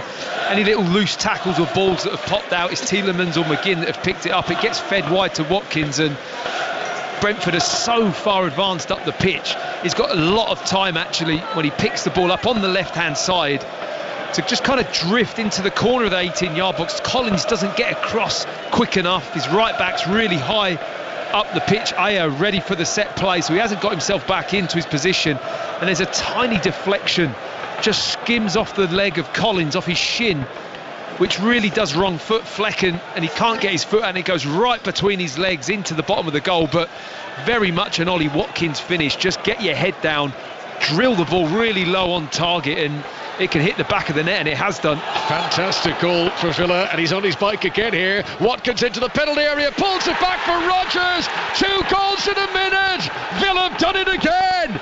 First Watkins scores, then he lays it on a plate from Morgan Rodgers, and Brentford, who battled so bravely in the first half here, have completely collapsed at the start of the second half. Brentford 0, Aston Villa 2, and 2 quick-fire goals have put Villa firmly in control here now. Wow. Amazing stuff here at Brentford. What a lovely counter-attacking goal again. Very, very similar to the first one. It's a brilliant driving run down the left-hand side. Watkins again drifts out. I mean, it's a really tight shout for an offside on the initial pass. It's a really tight call that I'm sure we're being looked at, but he's then 1v1 with Pinnock. Doesn't shoot this time, gets his head up, and who's arriving is Morgan Rodgers, who does absolutely brilliantly. He ghosts into the box, right on cue, ball popped back from Watkins, and he just slides it underneath Flecken. 2 really good precision moments from Aston Villa at the start of this second half. Now the video assistant referee is Peter Banks, assisted by Neil Davis today. They are looking at the replays, trying to trying to confirm if Ollie Watkins is offside. I mean, it is. It's so tight. I mean, I know what you say. It does look like he is ever so slightly offside, but there is nothing in that. Wow. No. It just shows you that the camera angle will make it look more offside than what it is, you know. And well, I always think it's important to look at the lines on the pitch, you know, the lawnmower lines that you can see. They are very not straight lines from the way we're looking at they are diagonal lines, which will skew things further. But if Watkins is deemed to be offside here, it'll be a big let-off for Brentford, who are in danger of being 2 goals down. They're still looking at it. There's no conclusion to the deliberations so far. The lines are out, they are red, and this goal is not going to stand. So by a hair's breadth, by a matter of inches, it is offside for Ollie Watkins, who then did really well to set up Morgan Rogers to find the back of the net, but the goal is going to be disallowed here, and that is a huge sigh of relief for Brentford. What a start we've had to the second half. I mean, brilliant. No goals in the first half, and then 2 punchy moves from Aston Villa. Really good. I mean, both opening up Brentford's right-hand side, really exposed it. Actually, the first goal in particular, very easy for Watkins to come inside and just shoot, but that one as well, similar movement from Watkins, and Rogers with the finish. Really nice play, and Brentford have to tune in now. It's one of these strange quirks of modern football. A goal disallowed like that, it actually provides such a boost for the crowd and the home team.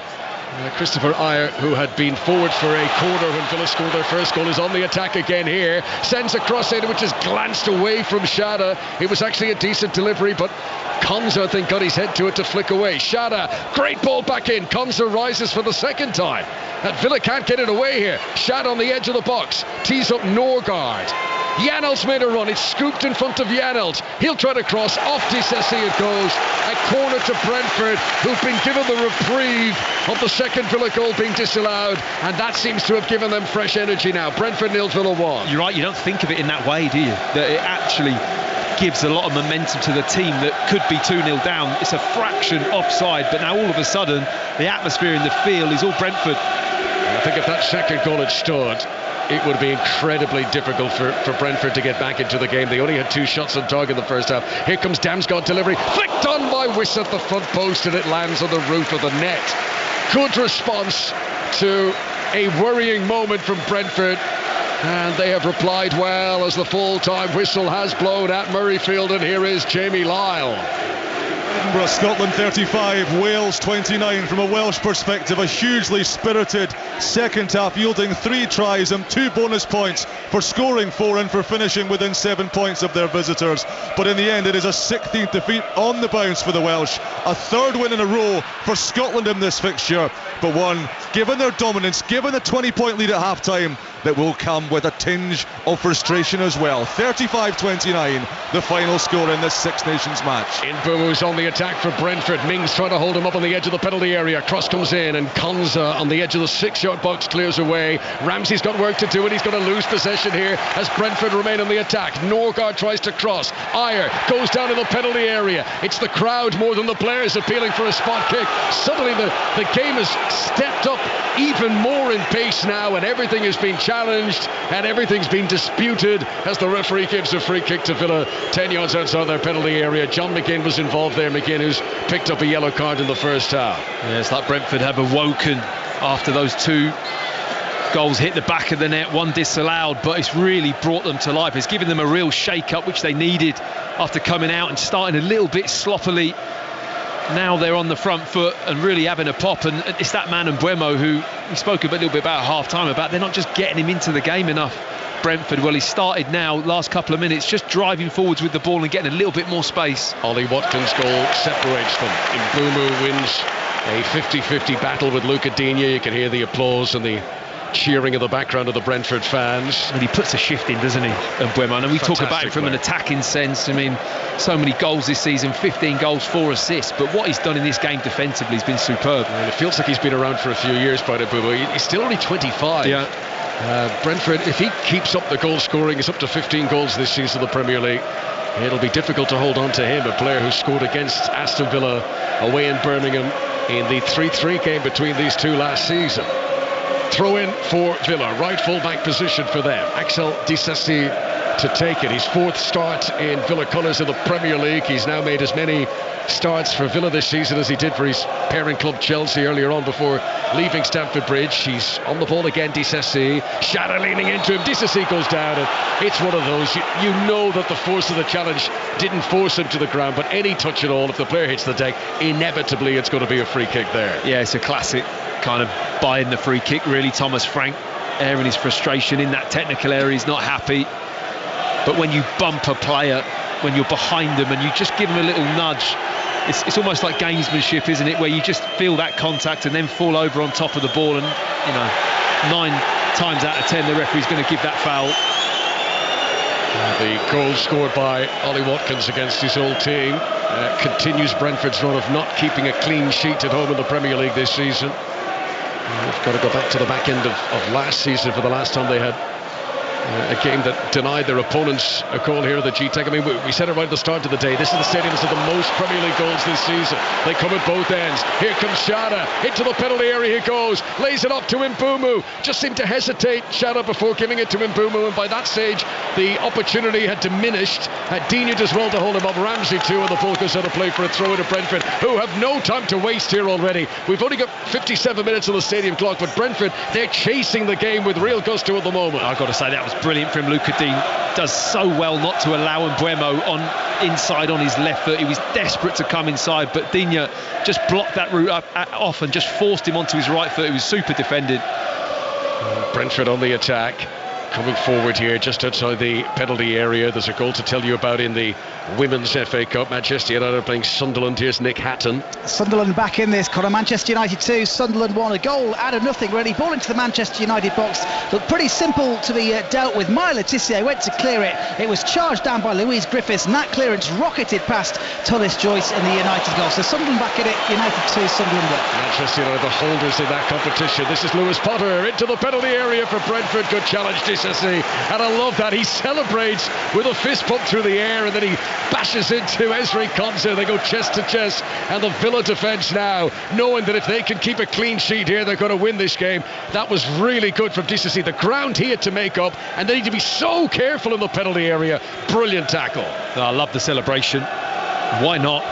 He knows how important that challenge is. I mean, Lewis Potter's driving into the 6-yard box on his left foot, getting his head up, ready to cut it back, and the pace that Disasi shows and the desire actually to get back in and make that block is superb. Corner to Brentford.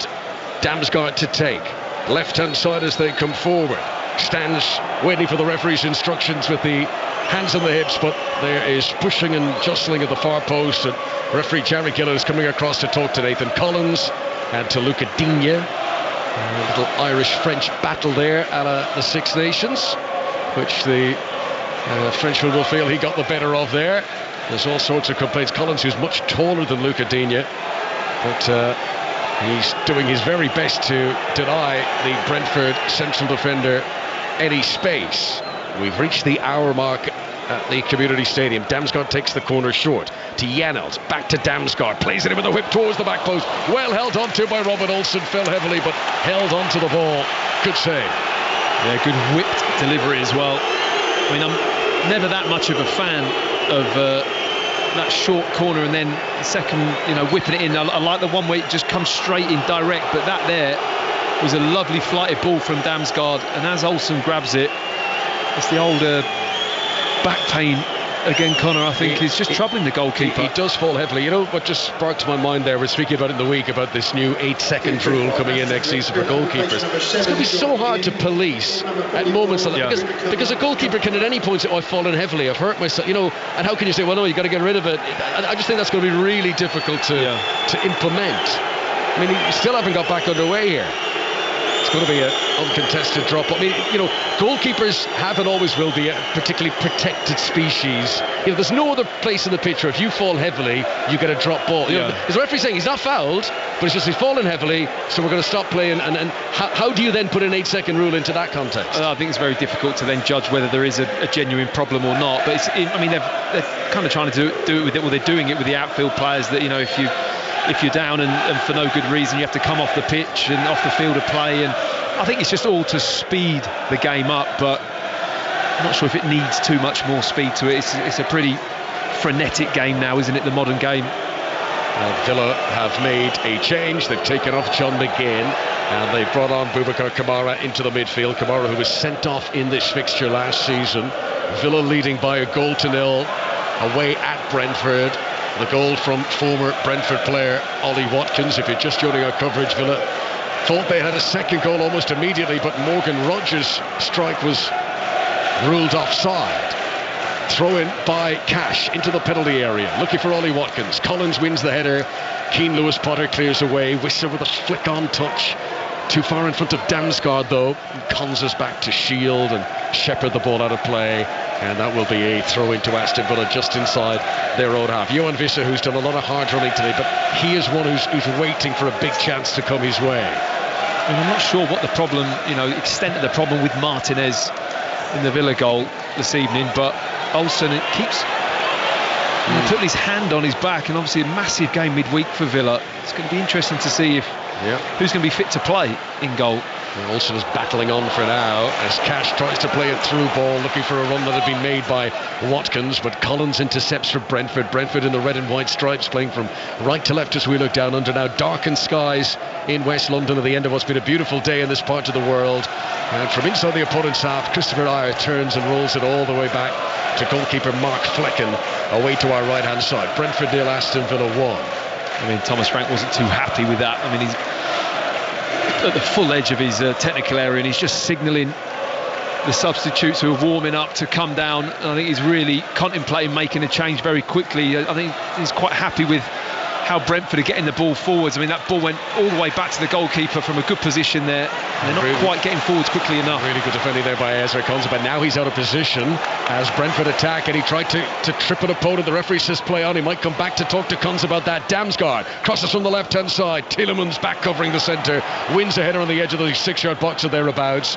And now Jacob Ramsey in a left full-back position gives it to the feet of Luca Digne, and then the ball is cleared away up towards the halfway line, and there's a chance of a counter here, but the ball from Watkins is just marginally, fractionally too firm in front of Rogers, and Pinnock was able to get there first. What about the pass from Tielemans that set him off on that left-hand side? What a ball that is from Yuri Tielemans over the top, and that is a fraction away from a superb counter-attacking goal. They've really done that well in this second half, Villa. Yeah, the scouts from Bruges will be watching this game ahead of the Champions League match of the week.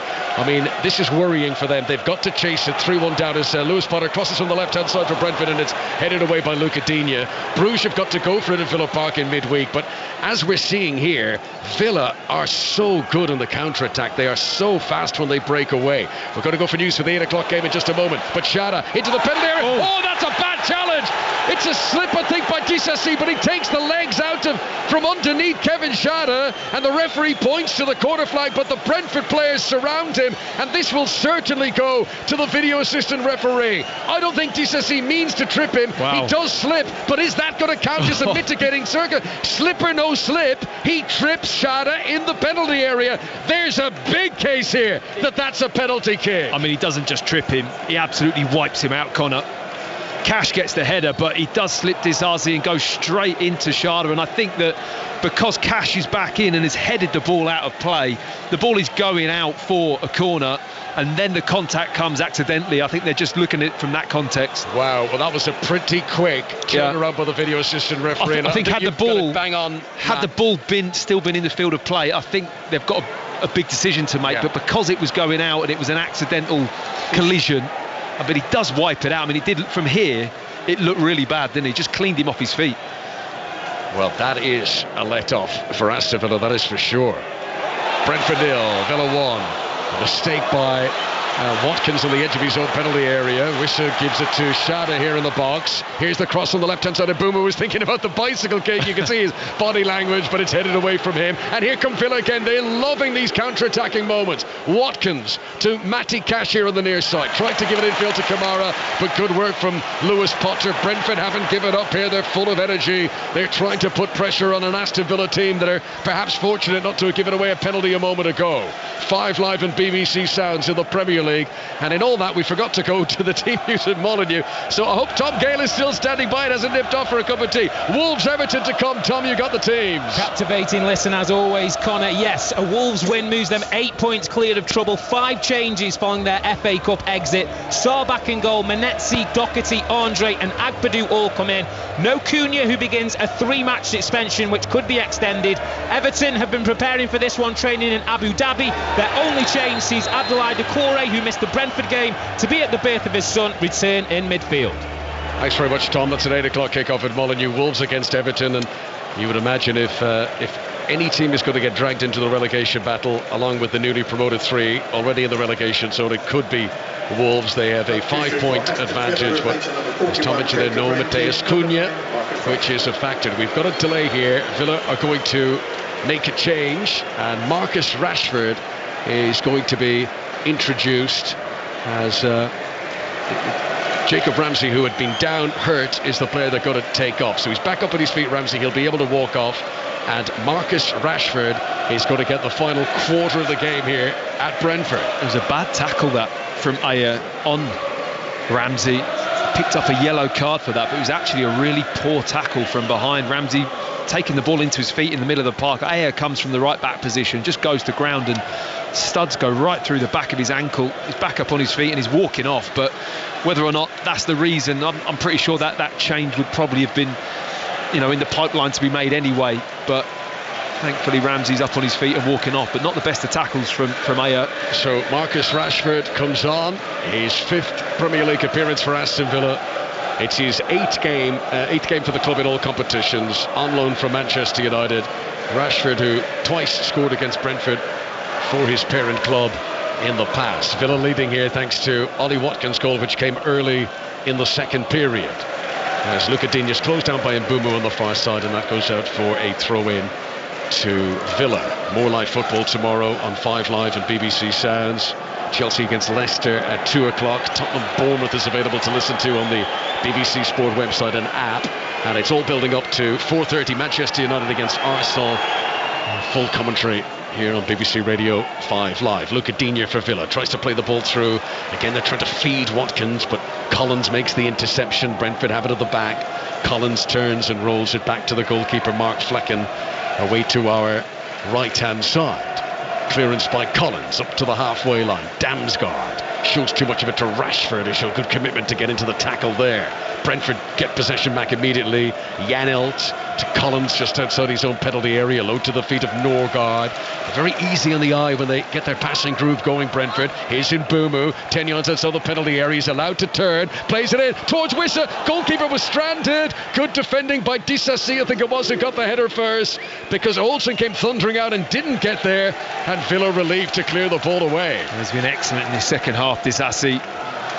Defended brilliantly from the right back position. I mean, they needed him there. Olsen doesn't really come out with any conviction as Mbeumo flicks the ball into the middle. Wissa's spare, but Disasi gets across, wins the header just before the goalkeeper gets there. Good clean header from the defender. Match of the day tonight coming up on BBC One at 10:30. This is Janelt on the halfway line for Brentford, rolls it back to Ethan Pinnock. Pinnock to his right-hand side to Nathan Collins, and all the way across the back four to Christopher Ayer, who is starting a 5th Premier League game in a row since returning from injury. He's naturally a central defender, Matt, and you can tell he's got his work cut out playing in that right-back position. Yeah, it's not easy. I mean, both right-backs for both teams are generally centre-backs. Disasi the same. Janelt looks for Wissa, lovely touch for Shade, but his first touch took him away from goal, and by the time he tried to shoot with his second, Olsen diving out, and Disasi puts it for a corner. He could be man of the match, Axel Disasi. He's been outstanding in this second half, and every time he makes a tackle, he gets up and he punches the air like he's just scored a goal, but that's what it means to me. It's a brilliant tackle, all in this kind of similar position as well, Connor, all driving into that corner of the 6-yard box, and he's just matching up with Schade, goes to ground, gets a really good block, as Olsen comes out as well and wins the ball, but he's had a really busy second half. Hindsight is 2020, but I think if Shannon could do that again, he might have taken on the shot first time rather than tried to control it. Here comes the corner. Damsgaard short again. Watkins defending at the front of the 6-yard box gets the header away. Tielemans not quite able to clear out of the penalty area. Collins is strong in a shoulder barge on Digne. Play on, says the referee. Cross comes in, missed by Mings. Great control by Wissa. Low shot. Oh, it's come back off the post. Keane Lewis Potter coming so close to an equaliser for Brentford. Here's Damsgaard, cross from the left-hand side, trying to pick out Pinnock. Mbeumo goes for the bicycle kick again, and it's cleared away just about by Kamara. Villa are under the most pressure they've been all day. 20 minutes to play. Brentford 0, Aston Villa 1 on 5 Live. They're really building up a head of steam now. I think it's a slight deflection from the shot from Lewis Potter. Wissa does brilliantly. He holds the ball in, sets it back to his teammate, and he strikes it really cleanly with his right foot. It's just a tiny nick off the defenders. Olsen scrambling across to his right hand side, doesn't get a touch on it, it just bounces straight off the post. Keane Lewis Potter, whose one Premier League goal this season came against Southampton in January. That was so close to making this 1-1. Collins with a header from the resultant throw in from the far side, but can't get a shot on target, can't pick out a teammate. Chance for Villa to counter. Cash, he's been able to pick out Morgan Rogers here, midway inside Brentford territory. Eventually outnumbered as Pinnock is there to roll it back to the goalkeeper, and a first time clearance by Mark Feckin picks out Wissa, still 10-15 yards inside his own half. Back to Keane Lewis Potter, plays with the outside of the right boot, but not accurate enough to pick out Mikkel Damsgaard, and Disasi is in again to win it for Aston Villa, but he can't hold on to it. Wissa for Brentford, rolling it up to the feet of Shadow, who seems to have gone into a more central role now. Mings comes across, what a good strong challenge that is, stepping down on the ball and holding his foot so firmly that Wissa wasn't able to kick it away from him. Olsen, the Villa goalkeeper, clears, and it's down the left wing looking for Ollie Watkins, and that's where the advantage for Ayer of being a central defender when it comes high in the air like that in the fullback position. He knows he's going to do well. Here come Brentford, they're having a really good spell. Mbeumo tries to cross, cut out by Ezra Konsa. Digne surely can get it away here as the ball down on the deck, but inside the penalty area he plays a short pass to Tyrone Mings, whose clearance is given away to Norgard, and sometimes you've got to just get rid of it, and Villa were quite fortunate there. Brentford don't do anything with it though, and out it goes for a goal kick to the visitors, who still lead here by a 1-0. It really is building here. Brentford getting a real foothold in the game, keeping Villa pinned in. They're now literally feeding off these counter-attacks, which I have to say, when Villa do that, they are extremely dangerous. They've got real quality, but at the moment, it's this moment in time, all the momentum and all the pressure is coming from Brentford, and they really are asking a question of that Villa back four. I just thought, Jack Draper is now live on Sports Extra, his match against João Fonseca at Indian Wells. You can listen to that right now on our sister station here on 5 Live and BBC Sounds of the Premier League. Brentford 0, Aston Villa 1. The goal from Ollie Watkins early in the second half. Collins with a sprint to do here. Can he get there ahead of Watkins? No, Watkins beats him to it. Left-hand side of the pitch as Villa comes forward. Tielemans receives the ball in the midfield, lays it up to Kamara, who's come on for John McGinn, and then it's back out to the left-hand side where Rashford calmly rolls the ball back along the deck to Digne. Villa, who've got the lead, but not quite control of the game, and you can see they're trying to take some of the fizz out of it at the moment. I was just about to say they need this little break in the play. I mean, they've been defending now for the last 10 minutes or so, really under pressure. In the first half they had lovely moments and passages of play where they could just have the ball and settle and get a breather. They're trying to do that now and just slow the tempo of this game down. It's all Brentford trying to apply the pressure. Clearance away by the goalkeeper Olsen for Villa. Header won near the halfway line by Keane Lewis Potter, but Cash gets it back for Villa, and then Rogers, stretching, isn't able to pick out an accurate ball of his own. And this is now Wissa up against Konsa, and Konsa has slipped over, but because of a push or a pull, something like that, Wissa's deemed to have fouled Konsa. Otherwise, the Brentford striker was in one-on-one with the keeper. Yeah, clip of the heels, I think, that one, Connor. Just ran across the back of Konsa and kicked his heels on the way through. Right, can Brentford keep the pot bubbling here? Can they keep Villa on tenterhooks? Mathias Jensen is coming on, the Danish international, his 200th league appearance for Brentford. On he comes in place of Vitaly Janelt. So an introduction of some fresh legs to the midfield. Brentford have had a very good spell. Now, it's made it an exciting game because Brentford are pushing on, and that allows Villa to counter-attack, but it's a risk that Thomas Frank's team need to take with a quarter of an hour of normal time to play. Yeah, they don't have a choice, do they? And if I'm honest, at home, they do tend to just throw everything at it. They come to a point in the game. I mean, that's the type of coach he is. He likes his players to play with real freedom. Okay, be disciplined and work hard, but he does love his team to go forwards quickly, and they've been better at that in this second half. If it stays like this, Villa will move up the table. They would be up ahead of Fulham and Bournemouth and Newcastle. Villa moving up to 7th if it stays like this, and that's right back into the Champions League places conversation. Remember, 5th should be good enough for a return to the Champions League for Villa for a second campaign in a row. Disasi takes his time over a throw-in here, which, as you can imagine, is riling the patience of the home fan. There's a gentleman down there in a flat cap who's doing his nut. He's red in the face when he's complains about Disasi taking so long over the throw-in. Watkins collects it for Villa. Pinnock stands him up well, though. Regains possession for Brentford. Brentford still have energy, but do they have an equaliser in them? Here is Mbumu near the half an hour. Oh, he tried to allow the ball run past Digne. Digne wasn't buying that. Intercepted, and the ball goes out of play. And that will be a Villa throw. I thought it was going to be for Brentford. Yeah. To be honest, I always thought that was going to be a Villa throw. The confusion there. I think his appeal was that convincing that the assistant nearly gave it to them, but he's thinking that the ball just skimmed off the Villa player as he went to ground and tackled. It was an important challenge, actually, because Mbuemo had just lost that ball and Digne was on his way through. Olsen confident enough to drop a shoulder and to flick away from the onrushing Mikkel Damsgaard there. As Jensen has a touch in the midfield. Mbumu gives it to Norgard on the right-hand side. Here's a cross. Good ball. Picking out Shad on the edge of the box. Now, can he get the angle for a shot here? Takes on Disasi. There's not a push by Disasi. Referee says no. Shad quite dramatically went down. I think the hands of the defender may have been on his lower back. And there's no surprise that when the ball goes out of play, the referee delays the restart to allow the video assistant referee to have a look at this. I mean, there's a push. It's certainly not a stonewall penalty. Is there any case at all? Matt Upson, you're getting a look at it here. No, don't think so. From up here, I just thought, yes, there's upper body contact. Disasi does make contact with Sharda, but I'd be very, very surprised if the VAR referee gets anywhere near that. That is an on-field call. I think they'd have few similar instances. One of the penalty area, and Shada knew that Disasi was going to come thundering into him. And as soon as he felt any contact, he was going down. I think the officials have got that right, to be fair. In fairness, I don't fancy him to be able to get round Disasi at the moment. In that situation, he's struggling to use his pace to get round him. He's defended brilliantly in that position. And he's had some difficult situations, Disasi, and he's coped really well. Olsen here came miles off his goal line, right to the edge of the penalty area to punch away across. That was good commanding of his area by the Swedish goalkeeper who's in for the injured Martinez today.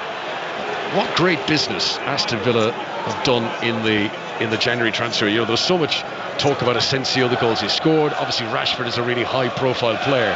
What a signing Disasi is on this showing. That's a brilliant move for a guy who wasn't getting a look in at Chelsea. He's done very well in this second. I mean, the first half was difficult because it was a bit higher up the pitch, Villa, and they had a couple of tough situations, one-on-one with Sharda with the space around him. But I think when he gets in that tighter position in and around the box, he's big, he's strong, his body shape's good, and his one-on-one defending has been really tested in this game so far. He's done really well.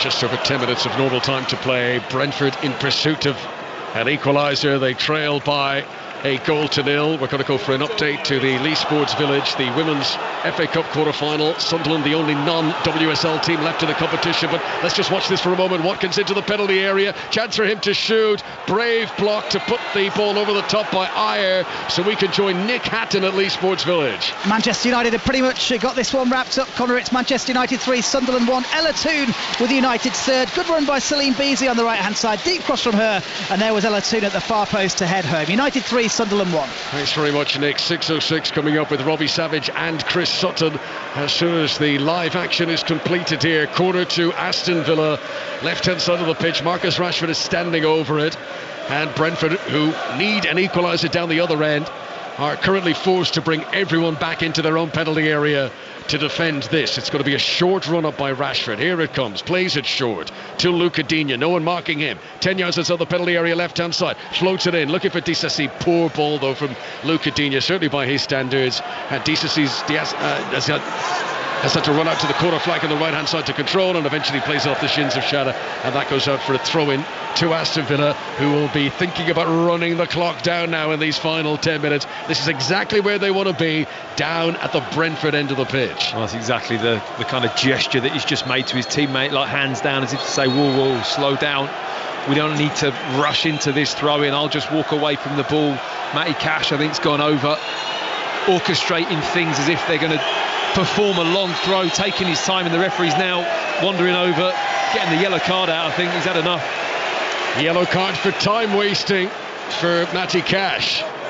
Throw into Villa, close to the corner flag, the attack, and he's thinking, well, I've got the yellow now, I might as well waste as much time as I can. So he still hasn't taken the throw in. Here he comes, throw in from Cash. Ooh, good launch on that.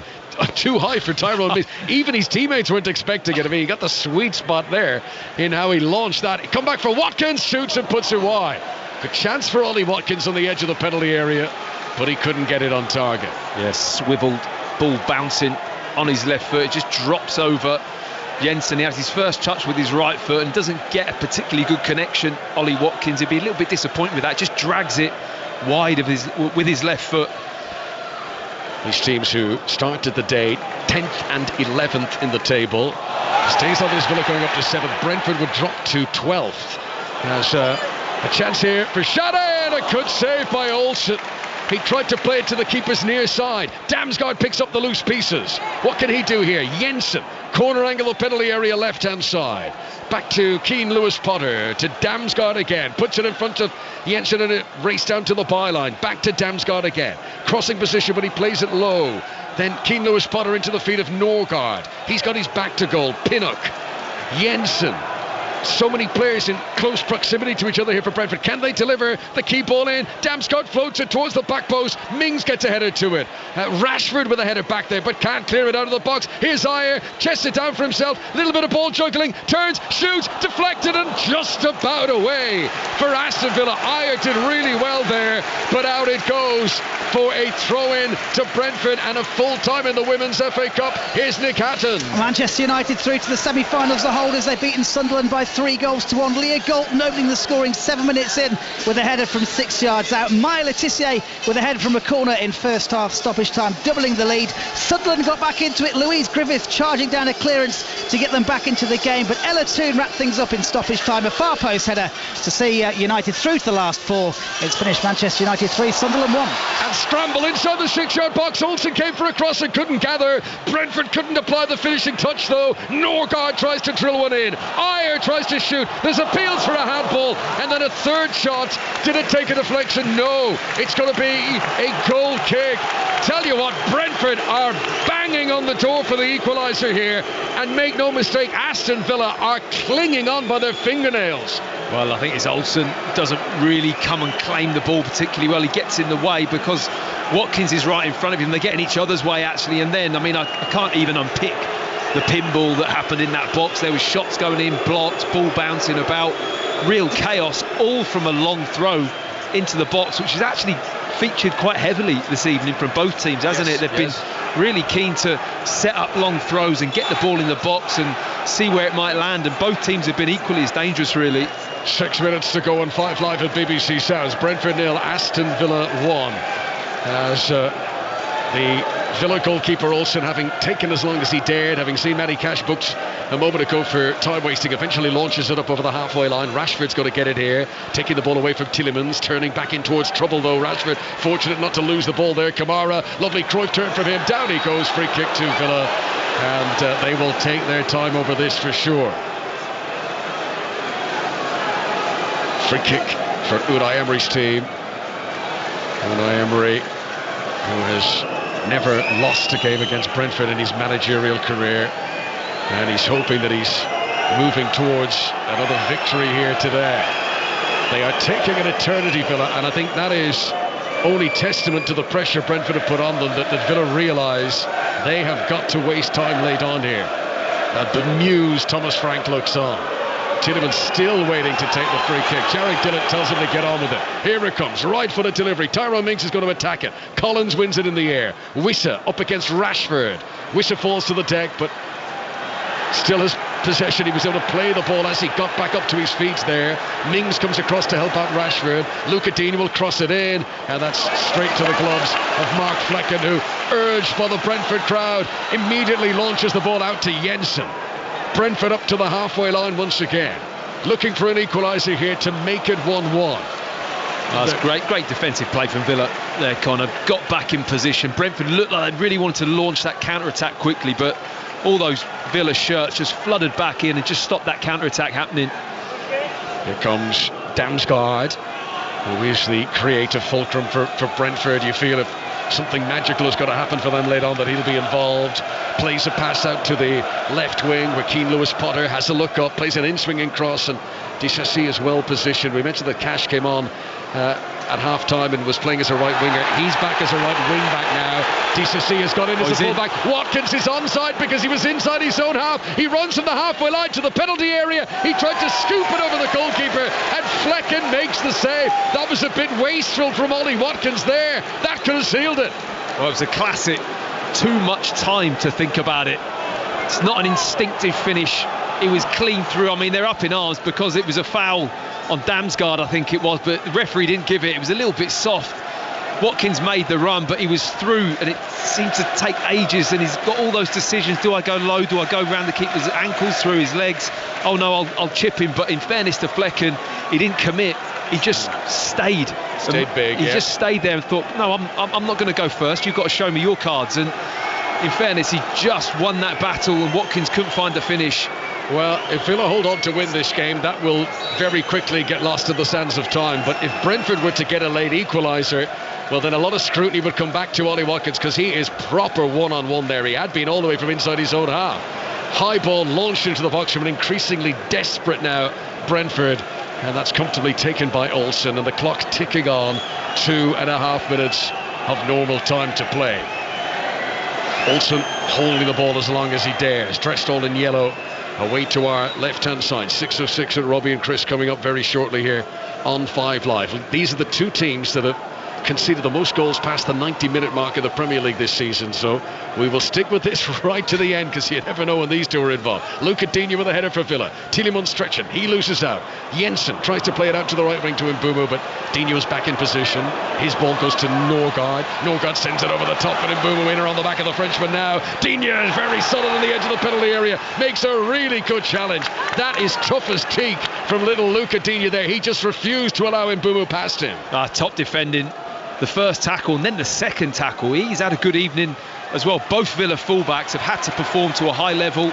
They've done that really well in this second half. This is Keane Lewis-Potter on the left-hand side for Brentford. They are rapidly running out of time. There's Jensen, who's hounded from behind by Rodgers. Disasi is in to tackle again. He's had a storming game in the Villa defence. Jensen gets it back for Brentford, launches it over to the far side. Good ball, but good ball is not matched with good control. And Mbumo, who leapt in the air to try and take it down, was not able to keep the ball in play. Yeah, it was hard with his left foot, because the ball's coming across in the air. For me, the right, I know he's heavily left-footed, Mbumo, but his right foot would have been much more secure to try and bring that ball down and keep the pressure on Aston Villa. Villa, who have shown several Champions League hangovers this season, but are they going to hold on here after winning away in Belgium in the Champions League? Are they about to win in the Premier League? Here it comes across, too close to the goalkeeper, and held on to by Olsen. And increasingly it feels like Brentford are running out of ideas now. They have thrown everything at Villa here, but they haven't been able to score. Yeah, Unai Emery is going to be delighted if this result stays the same. A clean sheet coming here after a midweek away game in the Champions League.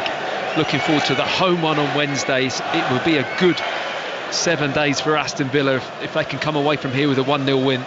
Brentford about to make a late change. The Korean Jisoo Kim He's going to be introduced here by Thomas Frank as Jensen stabs the ball forward for Brentford. They keep looking for that crossfield ball out to Mbeumo, but Digne keeps intercepting it. Tielemans gets the ball down on the deck. Into stoppage as we go. 5 minutes to be added on. As a through ball from Villa is too far for the Manny Cash and runs all the way through to Mark Flecken. 5 minutes for Brentford to try and keep up this near incessant pressure they've been applying, but pressure that has not yet yielded a goal. Norgard in the centre circle. Back to Pinnock. Unai Emery's going to make a late change too. He's about to bring on Daniel Mallon, another of the January recruits. Ayer has possession for Brentford. He's on the halfway line and he rolls it back to Nathan Collins. Brentford ready to take one last big deep breath now and launch everything they have at the Villa defence. This is Damsgaard on the left-hand side. Cuts in on his right boot. Watkins holds on to him, just disrupts. It wasn't quite a foul, but it held up things. Brentford hold on to possession. Collins to Mbeumo on the right-hand side. Look at Digne, comes out to shadow him. Step on the ball by Mbeumo. Tries to change direction. Digne tried to lunge in and get the possession there, but he wasn't able to. This is Norgard. Back out to Mbeumo. We've already played one of the 5 minutes that are being added on here. This is 5 Live and BBC Sounds of the Premier League. At the GTEC Stadium, where no one's heading for the exits early. They all hope there's a late Brentford equalising goal here to the home fans. Jensen back near the halfway line. This is very good from Villa as they force Brentford to retreat to the goalkeeper. Yes, excellent shape, discipline. Luca Dean again with Mbeumo, not allowing him that distance, getting really tight and backing himself that he can adjust and react quick enough. Here's Mbeumo battling on down that right hand side, runs into Luca Digne again. The cross from Norgard controlled by Wissa. Then Jensen spikes it up into the air. Lewis Potter does really well to nod it back into the centre, and then Disasi, who was trying to clear it away, it came awkwardly off his head and out for a corner. He sort of apologises to his teammates. He's put his stuff on. He's a great game today, Disasi, so he's nothing to apologise for, but he just has put a bit of extra pressure now late on as this change for each team is about to happen. Yeah, I don't know if there was a bit of spin on the ball maybe, but it just pings off his head in a direction that he didn't want it to go. He was trying to head it out for a throw-in, but it really does fire out for a corner. But they have defended these relatively well, Villa, but they're going to be tested for sure as the delivery will come in, and you should imagine that Brentford is getting close to that last chance saloon scenario. Jisoo Kim has come on in place of Ayer. It's only his third. Substitute appears at the time. The corner flashes through a host of bodies in the 6-yard box. It fizzed through them all. Brentford wants another corner the other side, and the referee says no, it's a goal kick. Goal kick to Villa, but that could have gone in off anyone. It flashed through a forest of legs, all sorts of... I mean, look at how many bodies are in. There must be 14 players in the 6-yard box. It doesn't touch any of them on the way through. I think that actually might have been a corner. It was off camera's head, but Brentford need a player just the right... If they had a player arriving in that back post area, that's a tap-in. You know, the glancing header, they had everything right about that set play, bar that one player that's just going to peel off to the back post and tap that in. It was just so inviting, and it did come off the head of Kamara, the Villa midfielder. It should be a corner on the other side. Brentford's first 7 Premier League wins this season all came at home, but their last 4 Premier League victories have all been away, and this now is set to be another home match without a win at the GTEC Community Stadium for Brentford in the Premier League. As Pinnock here wins a header under pressure from Mallon, who's just come on.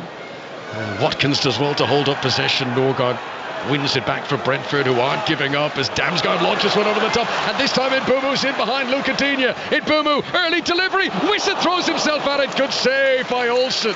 I mean, acrobatically, Wissa threw himself in the air there, desperate to get any touch at all, and Olsen had to bravely come out and gather it, even though he knew that collision was coming. Very good goalkeeping. Well, brilliant spot from Damsgaard, early ball over the top. I mean, I love the early ball in from Mbeumo, but I felt it might have been one of those opportunities where he's got to cut onto his left foot and go on that 1v1. I think the ability that Luca Digne has shown in this game to snuff him out, made his mind up there he was going to cross it early.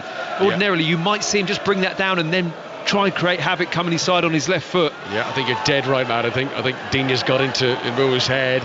As Shada looking tired now, misplaces a pass forward. The groans from the Brentford fans, who with 20 seconds remaining of the 5 minutes that were allocated. There'll be a little bit to be added onto that, but not much. Kamara back for Villa to Mings, who cleverly turns and rolls it back to Robin Olsen. And Aston Villa almost there. Brentford, who today are starting a really tough run of fixtures. Look at the games coming up for them. Lot of teams right up towards the top of the table to come. Here is Shada on the left, outside of the right boot, in towards Wissa, who goes down. Collided with Mings. Referee says play on. This is Damsgaard. Shoots, but it's been held up for a free kick the other way. Free kick to Villa. So it was Tielemans who was challenged. Brentford thought it was a good tackle and play on. The referee gives them a big reprieve there, and it's a free kick for Youri Tielemans. Oh, Collins can't believe it. And it's a it's a tackle that I really like, but it's just on the top of the ball. Yeah, the foot goes over the top. Yeah. Is that in the old days, great tackle. It's a good tackle, isn't it? Yeah. But it's a tackle. It's the kind of tackle that you want to come to a game and watch. Committed. It's not reckless or dangerous. He does catch the top of the ball, and then his leg just rolls over it, but he wins the ball cleanly. Referee right on top of it, and I kind of get that you've got to protect the players and what have you, but it's a fraction away from being a really good tackle. It's unfortunate for Collins. He picks up a yellow. Understand why the referee's given it. Yeah, by the referee's protocols, Jared Gillett had no choice there but to give the free kick. But Nathan Collins will feel that he's not done an awful lot wrong. We have already played 90 seconds. I saw a moment ago, the referee blows the final whistle.